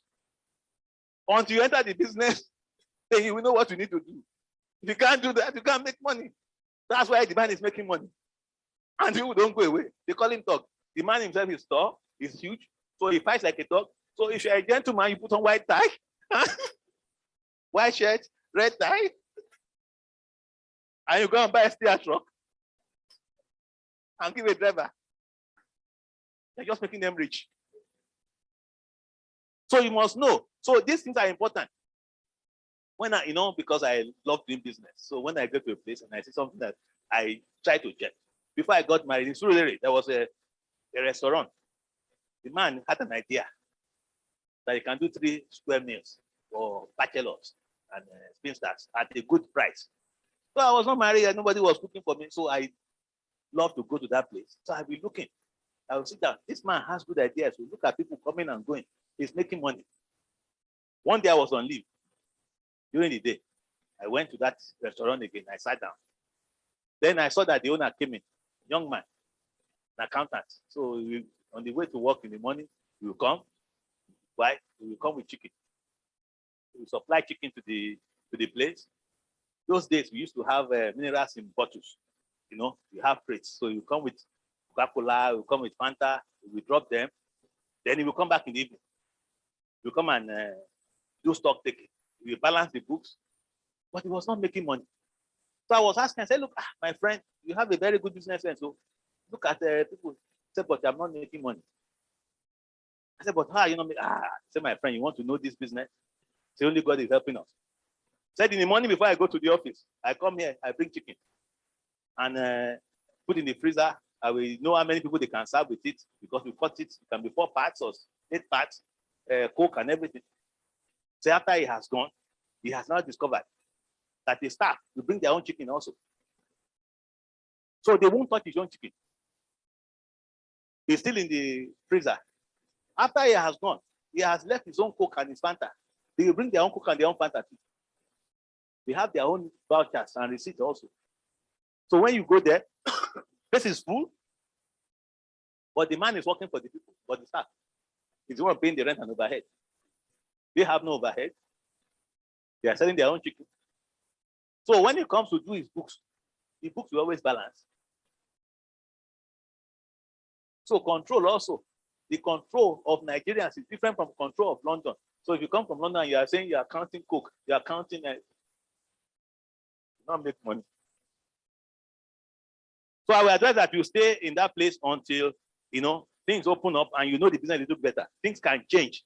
Don't test the depth of the water with your 2 feet.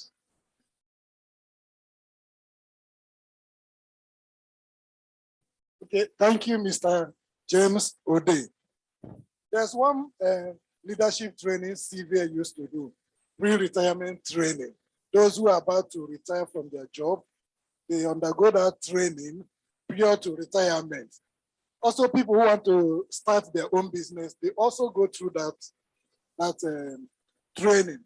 So I will recommend that training to Mr. James Ode. The training is called pre-retirement training. And also for those who want to, transit from paid job to, their own full-time business. Okay. I think more questions are, all right, sir. Thank you very much, sir. My name is Akinyemi Akinola. My question stems from your response to the online question, sir. Some of us have made that mistake already. We tested the water, the depth of the water with our 2 feet. And there is this school of thought that says about quitters and winners, like winners don't quit, quitters don't win. But there's another school of thought that says it is smart to know when to quit, and when things are not moving fine. I was in the banking sector, I was in Unity Bank, I was in Apapa region, and because I was a relationship officer to all these importers, I knew a lot about haulage and trucking. So I started my own firm. It was doing well. Then COVID came, lockdown came. Then the Apapa logjam came. Then we had to compromise. People had to compromise to move goods out of Apapa. In lots of points where you have to pay people and all that. So it became difficult for people that want to do business in a honest manner. We have to pay at all points and all that. So for a young person like me that wouldn't want to compromise and don't have the resources to struggle with all those men that have to do stuff, what would you advise? Do you think someone like me should quit, like you did in cocoa business, just pay them their money and maybe move on to other things? Or is it the quitters never win thing? And what would you advise? Any other question before this so that you can answer 2 of them together? You have asked someone else.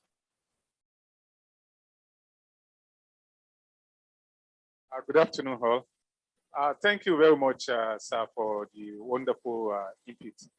I just want to make contribution to the aspect of the job transitioning from paid employment and entrepreneurship. Fortunately for me, I've worked with so many companies up to like different, up to like 7 before I quit and started my own entrepreneurship journey. And so far, so good, it has been well. I just want to support that motion that and advice for those who are still in the paid employment, who wanted to quit. They should think very deeply because there are so many motivational speakers outside. And if you listen to motivational speakers a lot, it's not a good idea. It's not at all.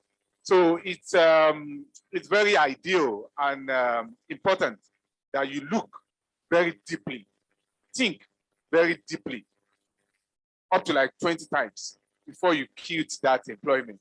Thank you. Yeah, thank you so much.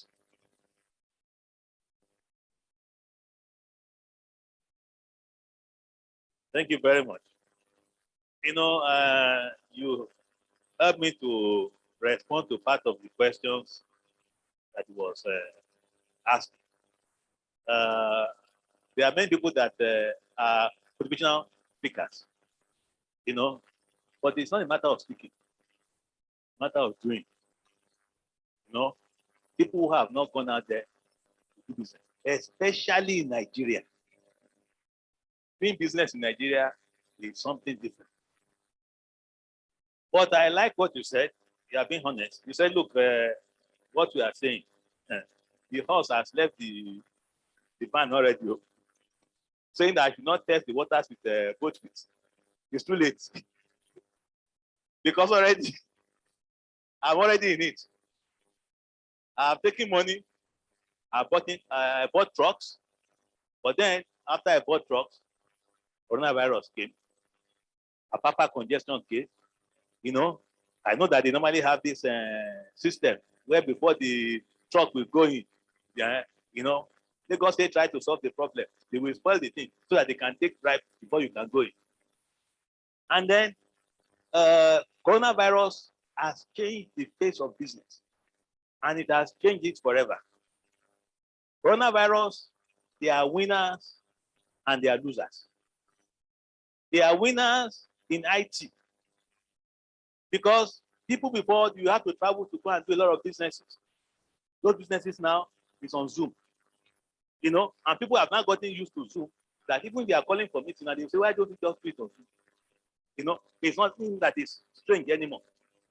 So IT professionals, they are in demand all over the world because people need them. People have all this Zoom they are doing, because IT is now more important. Logistics, people need them because now during the pandemic, there are people that have large warehouses. They have to move things, they have to be efficient, they are needed.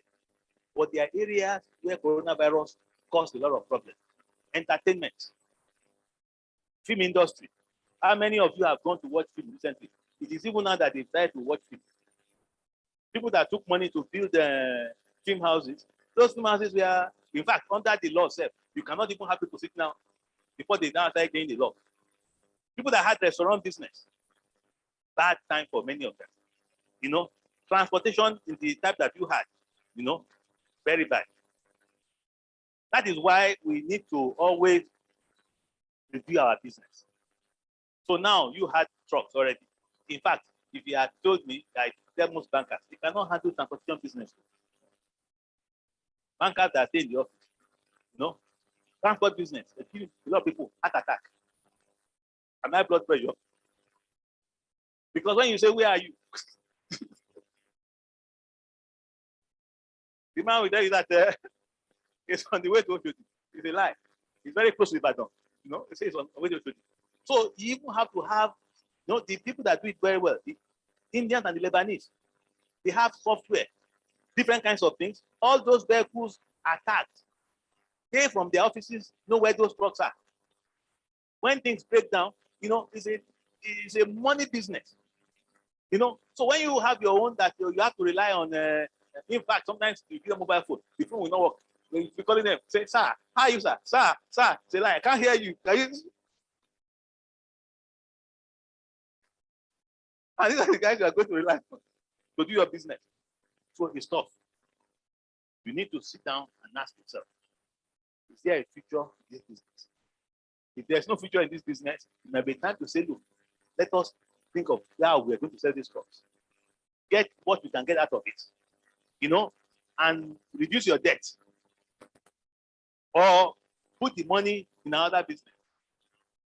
Because you can see that there's, when you say quitters don't quit, that is true. But it depends on what we are doing. You can't be doing the same thing, and expect things to change. If you can see a future in it, that is fine. In fact, when my financial had problems, my wife, you listen to me, I've been praying. God, have mercy on us. Have mercy on us. And let this financial one day you call me. All these prayers that you are praying. Then why don't you pray that God should help you? Why must God help you to this financial? You say one that gave you problem.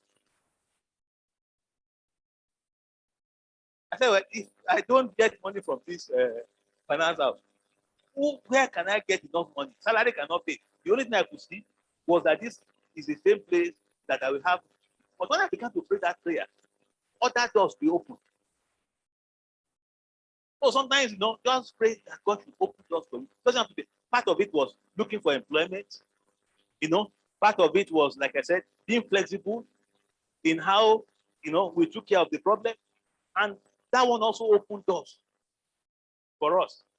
Other doors. In that problem, there are solutions. For instance, my younger brother went to Ife. He was very smart. So he went to Philip. He will come. He was in the final year.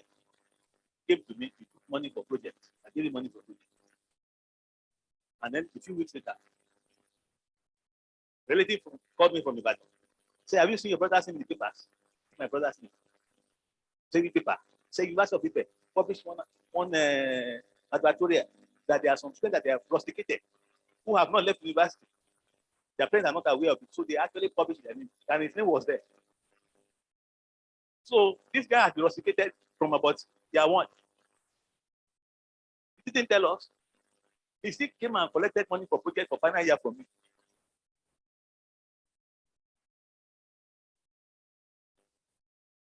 So I called him. This is where you are now.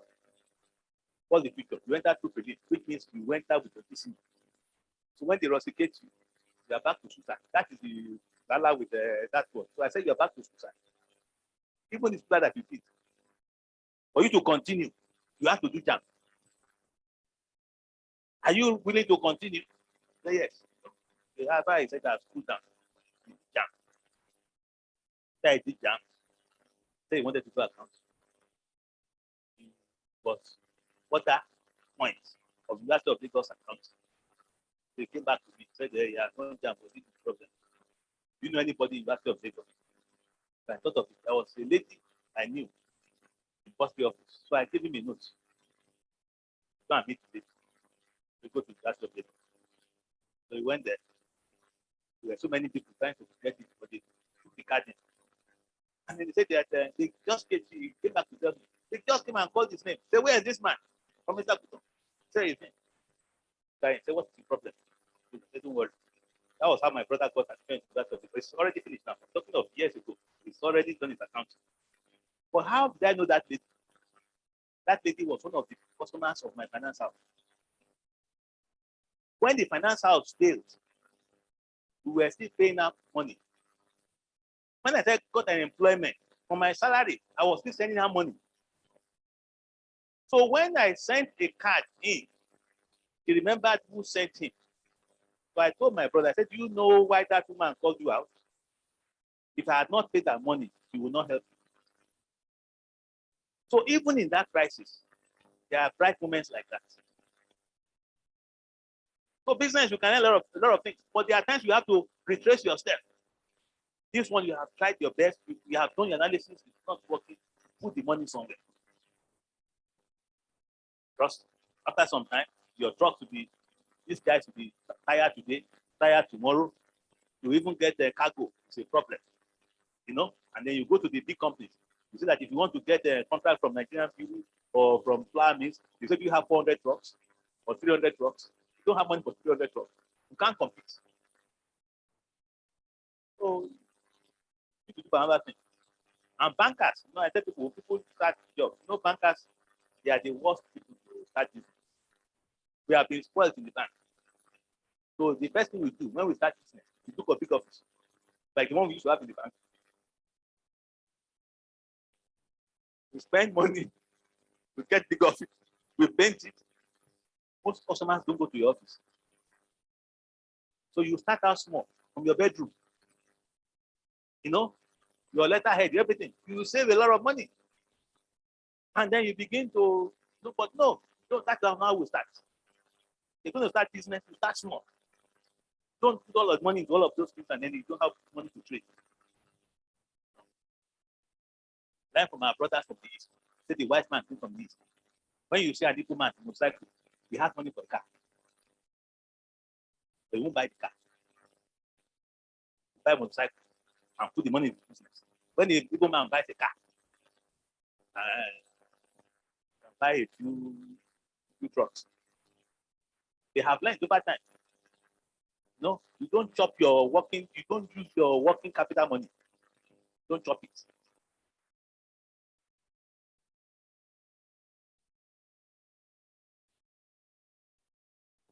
Any other question?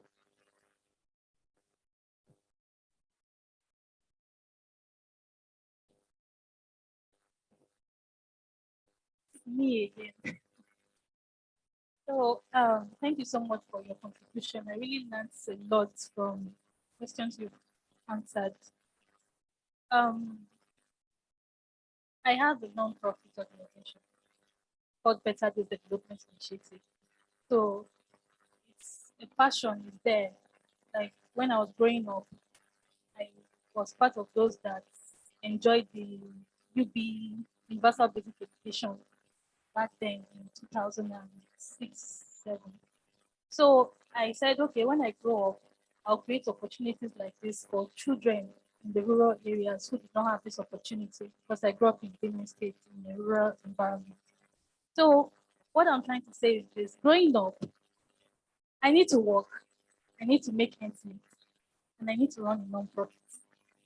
So I registered the non-profit and I did some pilot projects. And it really helped because as at the time I started the pilot project, we had a lot of crises in Benue State where people were rendered homeless, people lost their parents. So we started supporting children who lost their parents due to the crisis. We have about 48 children in the scholarship scheme. So it's brought joy. While I was doing it, I was also working. But I lost my job because my company went bankrupt. So the means of supporting the nonprofit was no longer there. Then I wanted to move on, but I was battling within myself. I really have passion for nonprofits.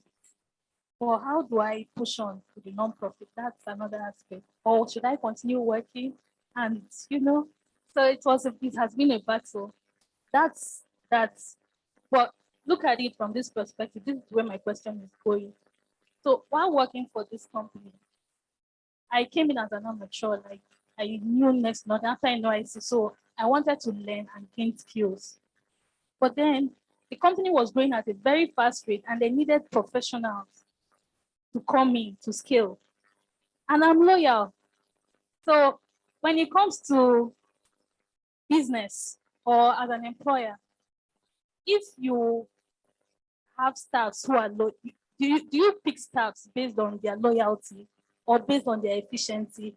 Like which one is more? Like, because when you're loyal to a company and you're learning, you're in the learning process, and then you have job roles that are coming. I don't know if you're getting my question. Okay, let me put it this way. Sorry. Loyalty and efficiency. These are two things. You have loyalty, you're working towards being efficient. And then you have a company that needs efficiency as well as your loyalty, but then efficiency is more to them. So when do you think your loyalty should stop? Because you also have personal goals that you're pursuing. So how do you manage it? Like youth of these days want to make it fast and all of that. So you also have goals that you're pursuing. So how do you know when your loyalty is not being recognized? Like you're not even giving any credit. Like you work, but you're not giving credit for it. And you are expected to continue to be loyal and you need to build a career path for yourself. How do you know when to stop? How do you know when to move ahead? When do you know how to stop being loyal?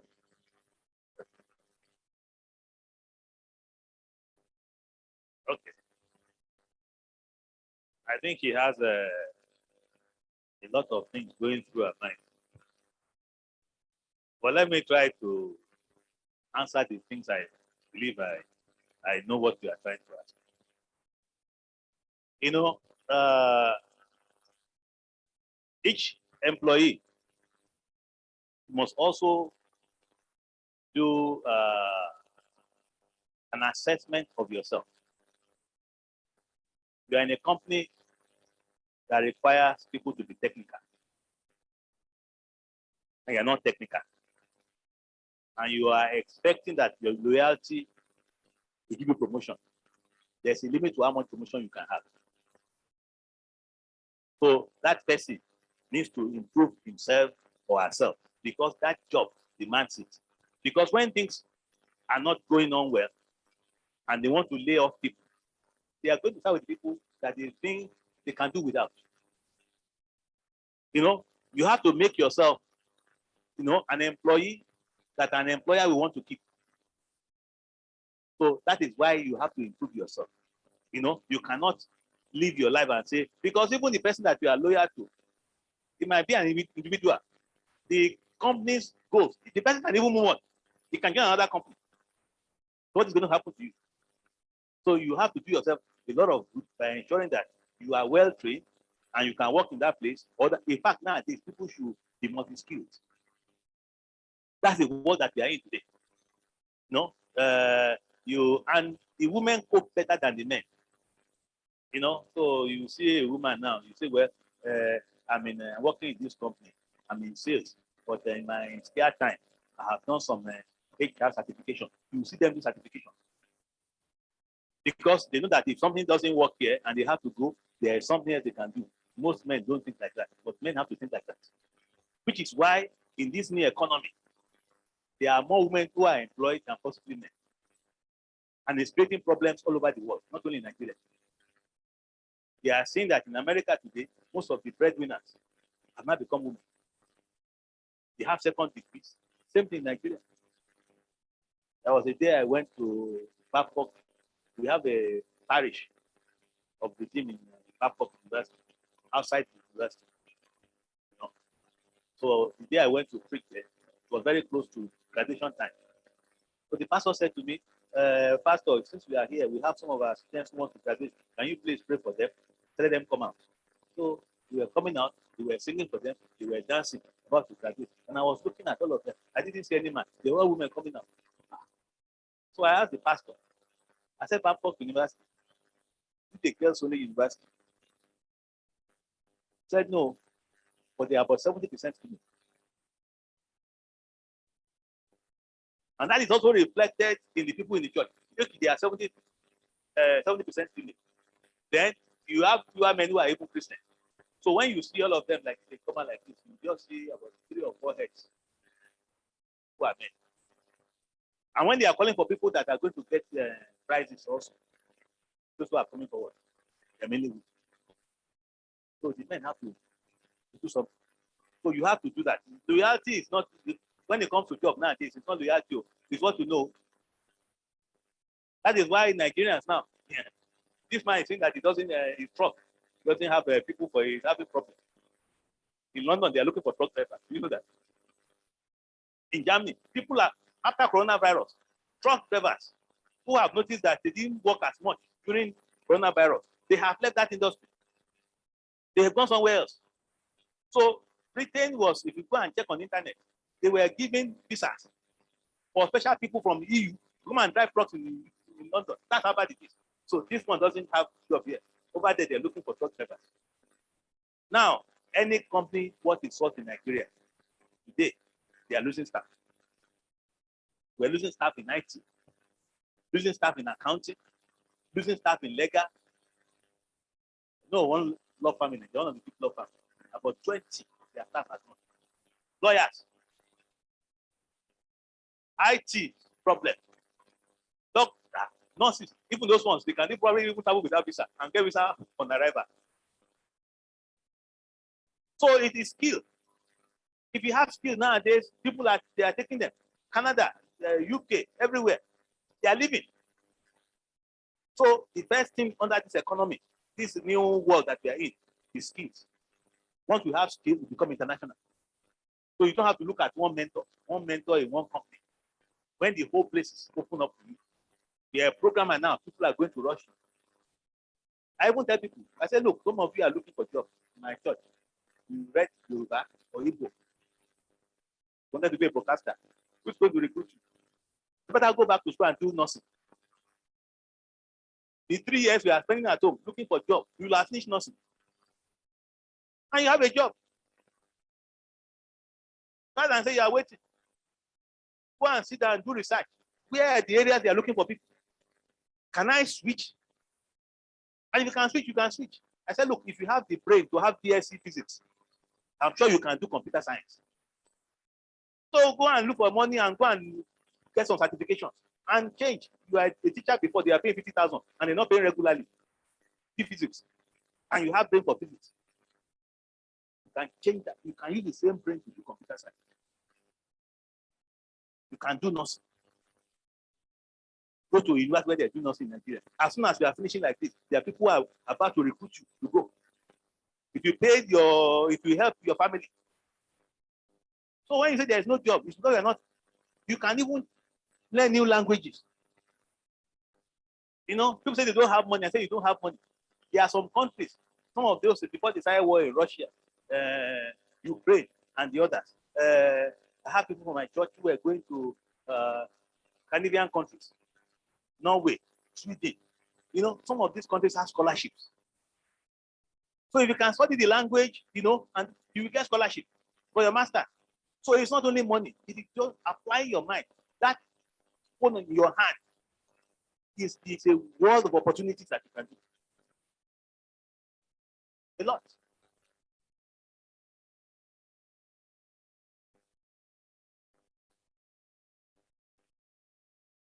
Thank you very much, sir. I think we have had a wonderful time. So in rounding up this session, thank you very much, sir. Maybe one of us can say big thank you for your contribution. Good afternoon once more.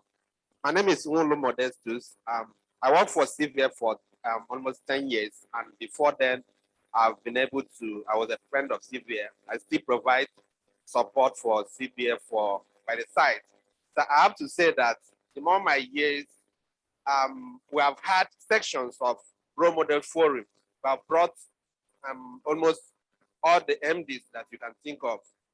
The experience you shared today, you were very direct and you tried as much as possible to be honest in all that you spoke. So we took that information, we are very real, just came to a level and we're able to say things the way they are. Even your experiences and all that you have done in the past, we really appreciate that and I commend you and I say, may the Lord stay with you and also continue to give you the inspiration and even the work you are doing at BOI. I follow quite a lot of things you do and a lot of changes and the things you are doing with small businesses. And we really appreciate that. Thank you for all that you are doing and thank you for sharing your experiences today. And we have taken most of the things you have told us and we are going to use that to ensure that we be able to do better in our life. Thank you very much, sir. Thank you, Chief Modest. So now we're going to present a little gift in appreciation. That's our norm. It's not an envelope. It is not bribery. It is not so that EFCC will not come and say we are giving the MD something. It's our tradition. We've been doing it for the past 20 years. Normally, we used to give also our coffee table, a leadership table, which we can still send it to your office. So I would like to call on this Isioma Otomi. Please, sir. Yes, sir, this way. Isioma, please, this way. Yeah. Yes, we have a flag to present to you, so you hand it over to Isioma to.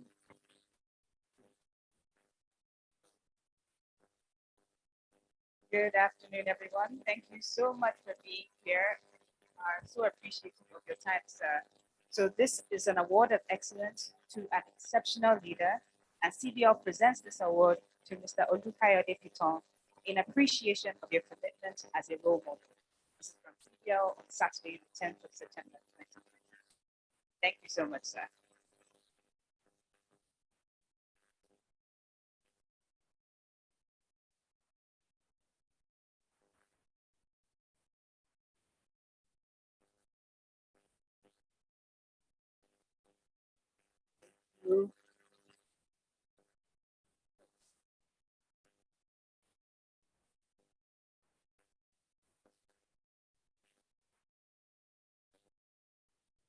Yes, sir. Before you leave, we would like to have a photograph with you.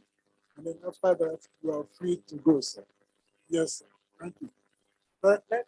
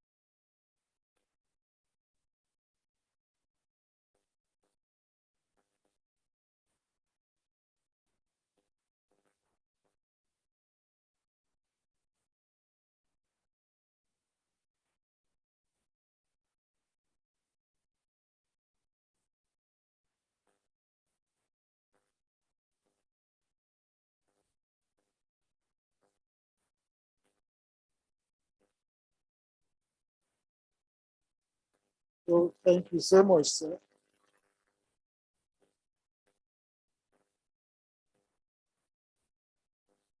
Please, we are not through yet. We are almost there. After that, just sit down and we round up. Please.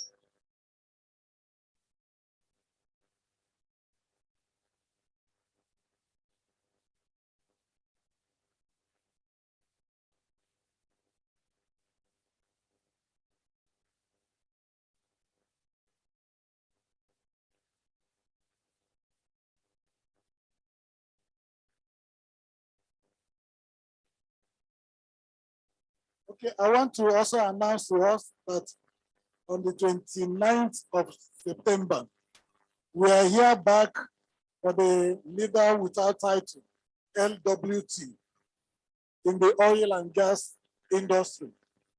Are you hearing me? Thursday, September 29th, we are inviting you to come here for the women who break the glass ceiling in oil and gas industry in Nigeria. You will see them, 3 powerful women who can compete with the men as far as oil and gas industry is concerned in Nigeria. They all will be here. Techno Oil, Lulu Briggs, and the Kechobi, all of them will be here. Please save the date, September 29.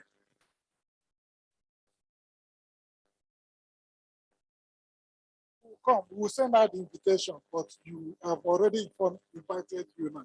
This is a direct invitation. So 29th September, please be here 10 a.m. We'll send you a reminder if you have you on our email list, please.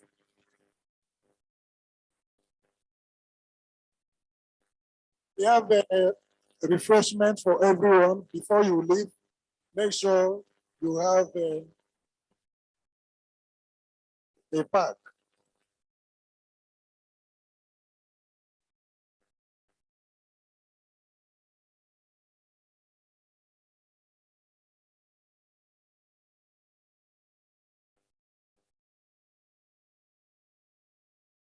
Hello, good afternoon, everyone. We want to thank you for honoring our invitation, and we hope to see you for the next one. Thank you and be safe. Bye.